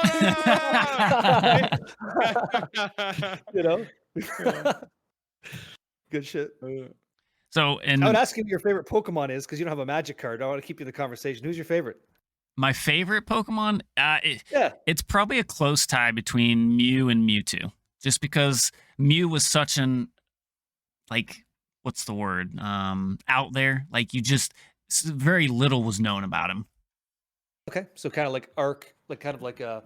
Yeah, you said out there, left field, kind of just disruptive Pokemon, right? Different than everything else. Yeah, that's Yeah. cool. Got it. Sweet. Yeah. So, last question before we wrap it up. Favorite retro console that if you could cherish that console again, which one would it be? Oh, PlayStation 2, PS2. PS2. Any particular title?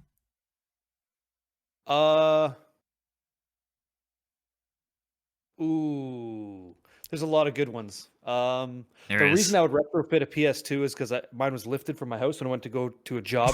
It got stolen. My house was broken into. I want it back. Never gonna get it back. And I had the modded one where you would like have a binder of fake discs and like you could load your games. You had a I loader. have that upstairs. I got You know the what I'm saying? top comes up. Yep. So how? Yeah, right. And and it covers Yep. the one. Right. So how sad are Yep. you when that gets stolen? How sad are you when that's gone? Yep.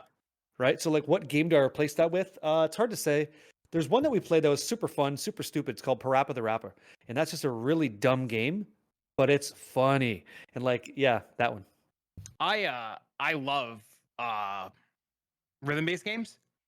I Yeah. own in storage right now because I had to put in storage when I had a kid. I have an 8th mix cabinet, What the hell's that? a DDR 8th mix machine. I don't know what that is. You Dance ever go to Dance an arcade? You Revolution. ever see Dance Dance Revolution? Oh, arcade you have machine? that? Yeah, I've got Okay. a whole full-fledged arcade cabinet. I love rhythm-based games.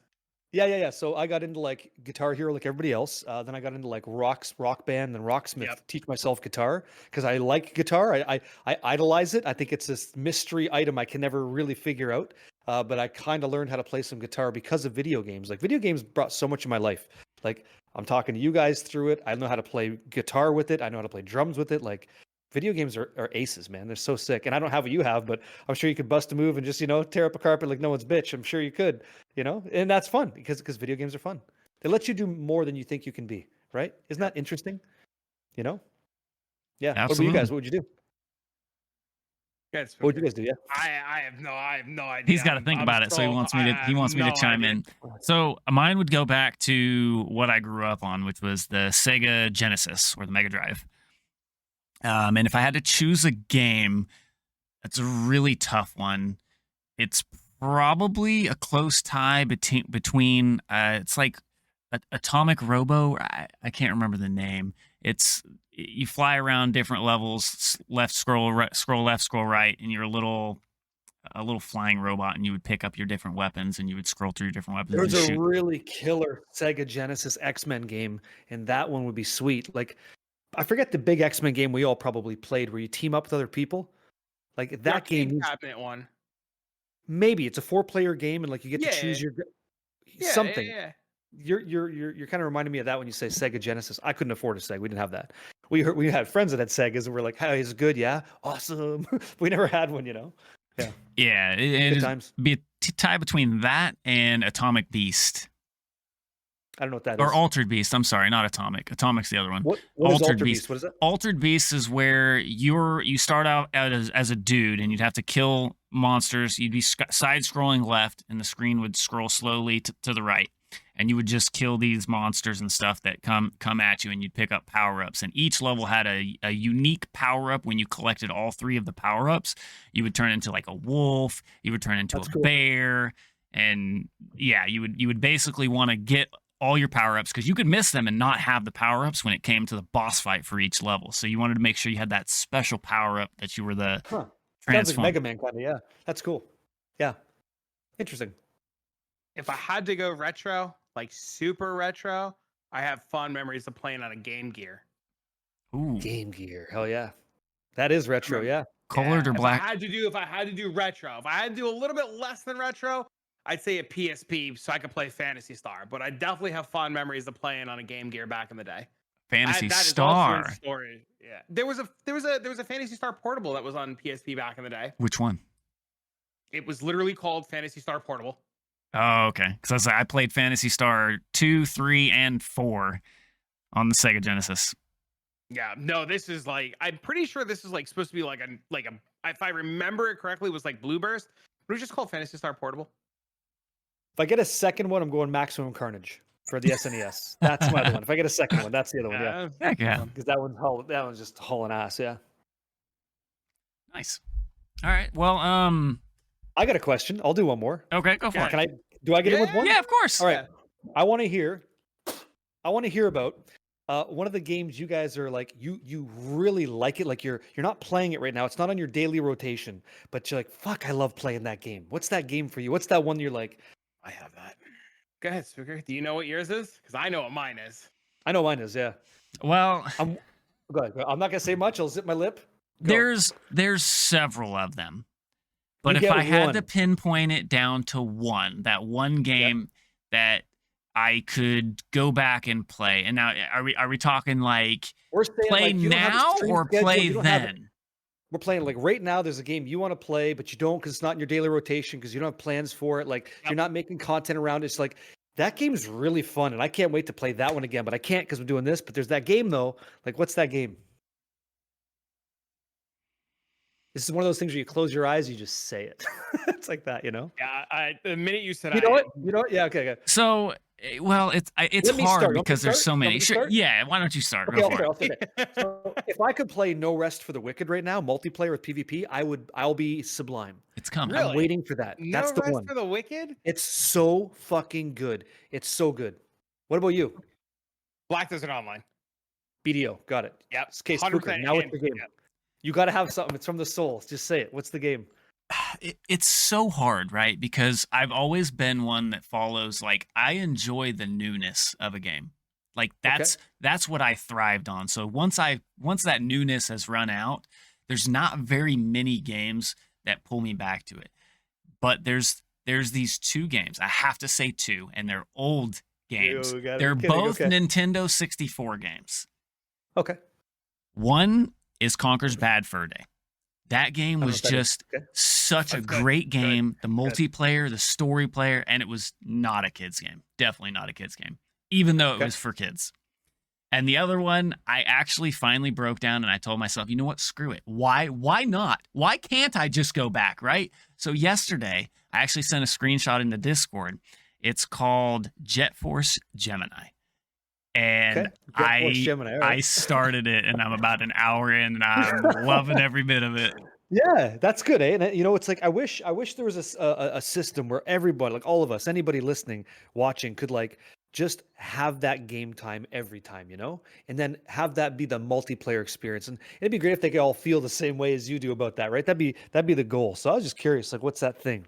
But for me, it's No Rest. If you have not played this game, you got to stop doing yourself dirty and get your ass cheeks, sit in a chair, playing that game on the sticks. It is good. It is real good. Yeah, It's you like hear that, Top Deck Travic? and the Black Lotus. Yeah. Hot, like amazeballs. Yeah. What, is he not a fan? No. I turned No Rest on for the Wicked for like an hour. Couldn't figure it out, and just. Is it a difficulty thing? No, I love the I play Souls games for fun.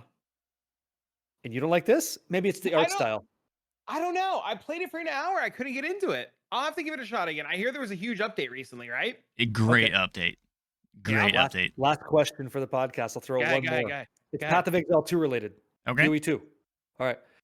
Of all the weapons that have yet to be released, which one are you waiting for most? And don't say Druid because that's not a weapon. Yeah, go ahead. Unreleased. Unreleased. We already know what we have. What don't we have? What do you want? He said flail. What do you say? There's nothing like a quarterstick. We already have a quarterstaff. I know, but there's nothing. So it's not that. I know. So like Magic the Gathering, right? Imagine no rares in your deck. You're playing what, Pauper? You're playing singles. Okay, what do you want? There was a in season 0.1. It dropped. There was a double vampire. It was, I don't think it was called like a vampire blade or something like that. It was two broadswords, and they made an X image. I've seen that. Yeah. I want to see what that is and what the deal is with that. It's like a dual wielding kind of like dagger guy or sword. The sword guy. Sword guy. Okay, sword guy. Okay, cool, interesting. Yeah. I'm going on the record. People hate this. I'm going on the record because we're ending here and nobody gets to hear it again. I love PoE 2. I love it way more than PoE 1. It has so many great features, and it's going to be fantastic. And if it doesn't be fantastic, I mean, I think it should have went back in a cooker for another year. But it's absolutely fantastic game. I disagree. Okay. I disagree that it should be in a cooker. I think it's fine as is. I think it's going to be the next modern ARPG that takes over all because the system is there for it. The reason I don't think it should be in a cooker for another year is because I had to fucking get off of Diablo 4 to go play that thing, and I don't want to go back to Diablo 4, and I don't want to go back to Diablo 2 because it's not getting support. I'm so glad PoE 2's there with PoE 1. I'm glad it's here now. I don't want to wait, you know? I can get behind that. I can definitely 100% get behind that. I so many people get so mad when I say that, but it's a fantastic game. Yeah, no, absolutely. I completely agree. I completely agree, but I can see both standpoints, whether it went back in the cooker or it didn't. I personally think that it will actually turn out better that it's not in the cooker and we are actually cooking it, because then they get our feedback. They see what we like, they see what we don't like, and they can shape the game to be a much better version of Path of Exile 1 influenced into Path of Exile 2, which, quick side question for you both. They're doing a lot of not passporting, but pathing stuff back and forth between PoE 1, PoE 2. And they're like, hey, we can test sharing, this. Is that what you mean? Yeah, asset sharing. Okay. So they can pass stuff from PoE 1 to PoE 2 and PoE 2 to PoE 1. Both sides, if there's one thing in PoE 1 that you could put in PoE 2, what is it? And if there's any one thing in PoE 2 that you could put in PoE 1, what is it? Oof, that's a dagger. Who's going first? You. Okay. I like Heist out of Path of Exile 1 a lot. Love Heist. I love Heist. I want to see alternate uniques. I want to see how that impacts the economy. I want to see what that feels like. But what I want from Path of Exile 2 and Path of Exile 1, I'm going to pull a Spooker here, and I'm taking 2 out of the hat. I want the combat feeling with WASD, and I want those graphics. That's what I want. You give me those, Path of Exile 1's real dangerous right now.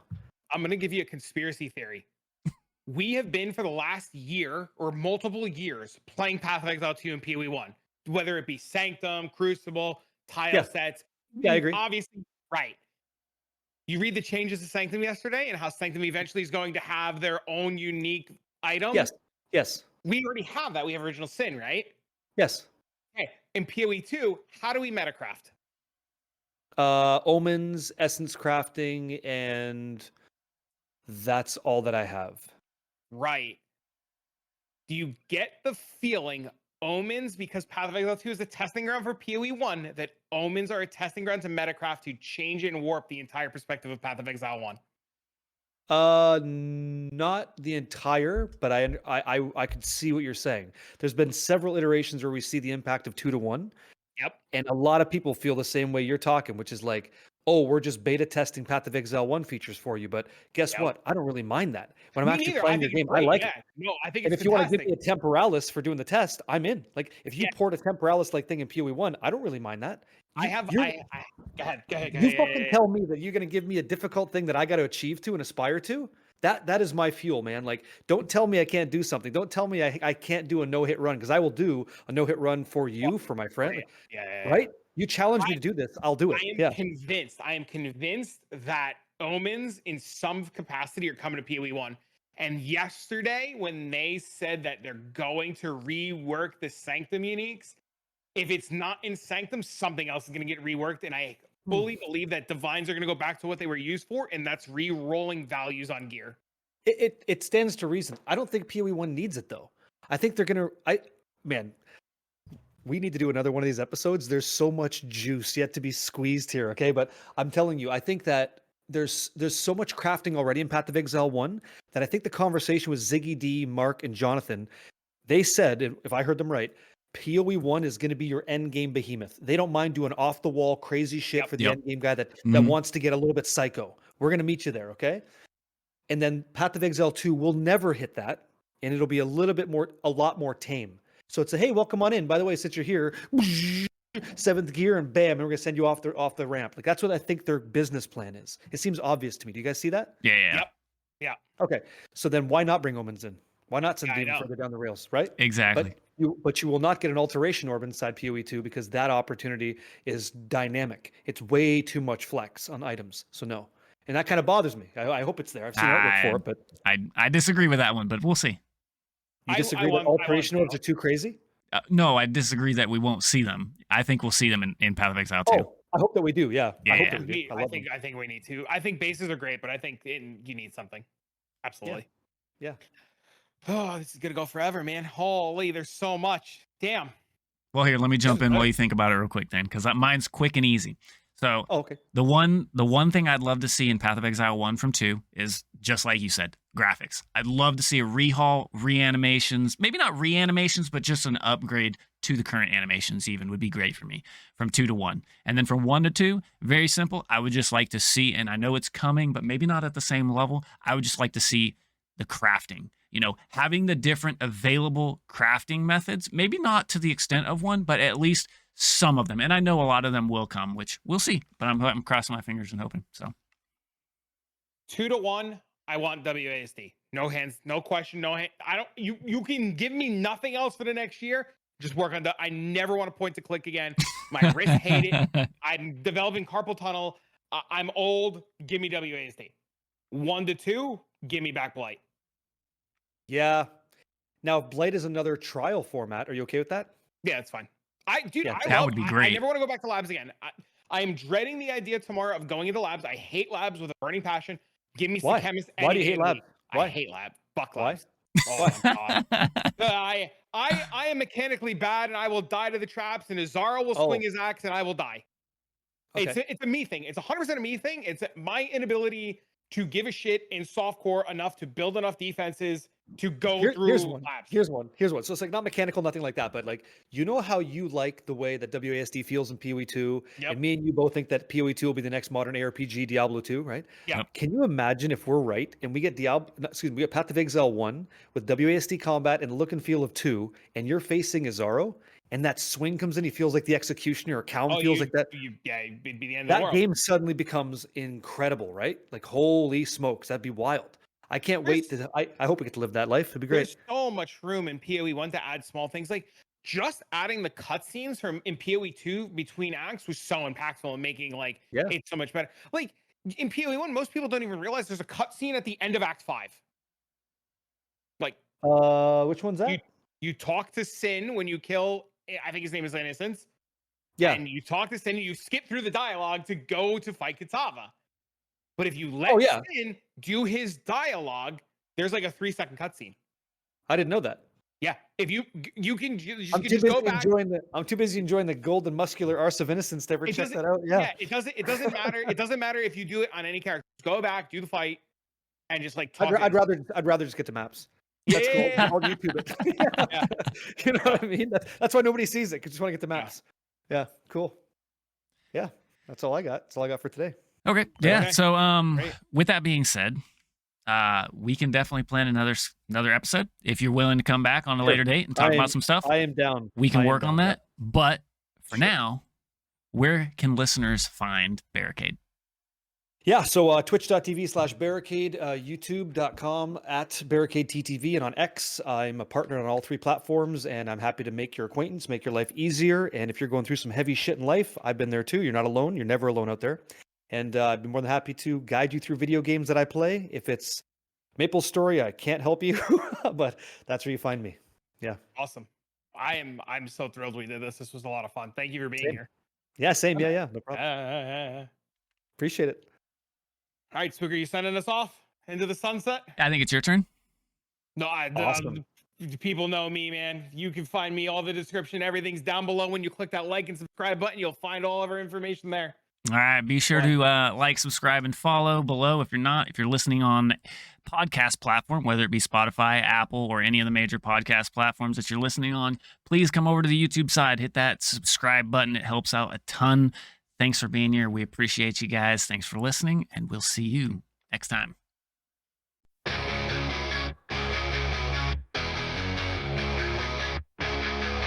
Static buzz in the midnight air. Travic and Spooker in the gamer's lair. Blue drops falling like a neon rain. Pixel worlds driving us insane.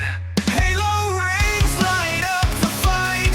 Sonic speed blurs through the night. Diablo's demons in the dungeon's breath. Path of Exile paths leading to death.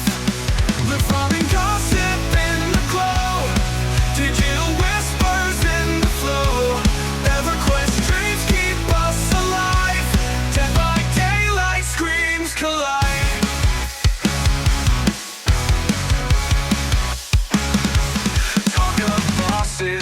grinding bones, legends born in gaming zones, quests that stretch beyond the frame.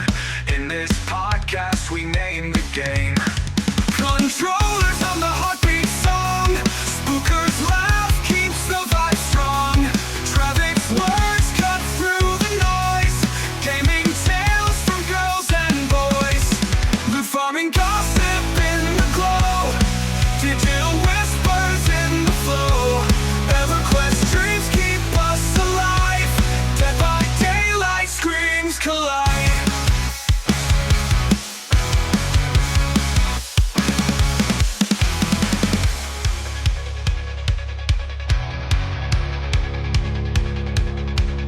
Controllers hum the heartbeat song, Spooker's laugh keeps the vibe strong, Travic's words cut through the noise, gaming tales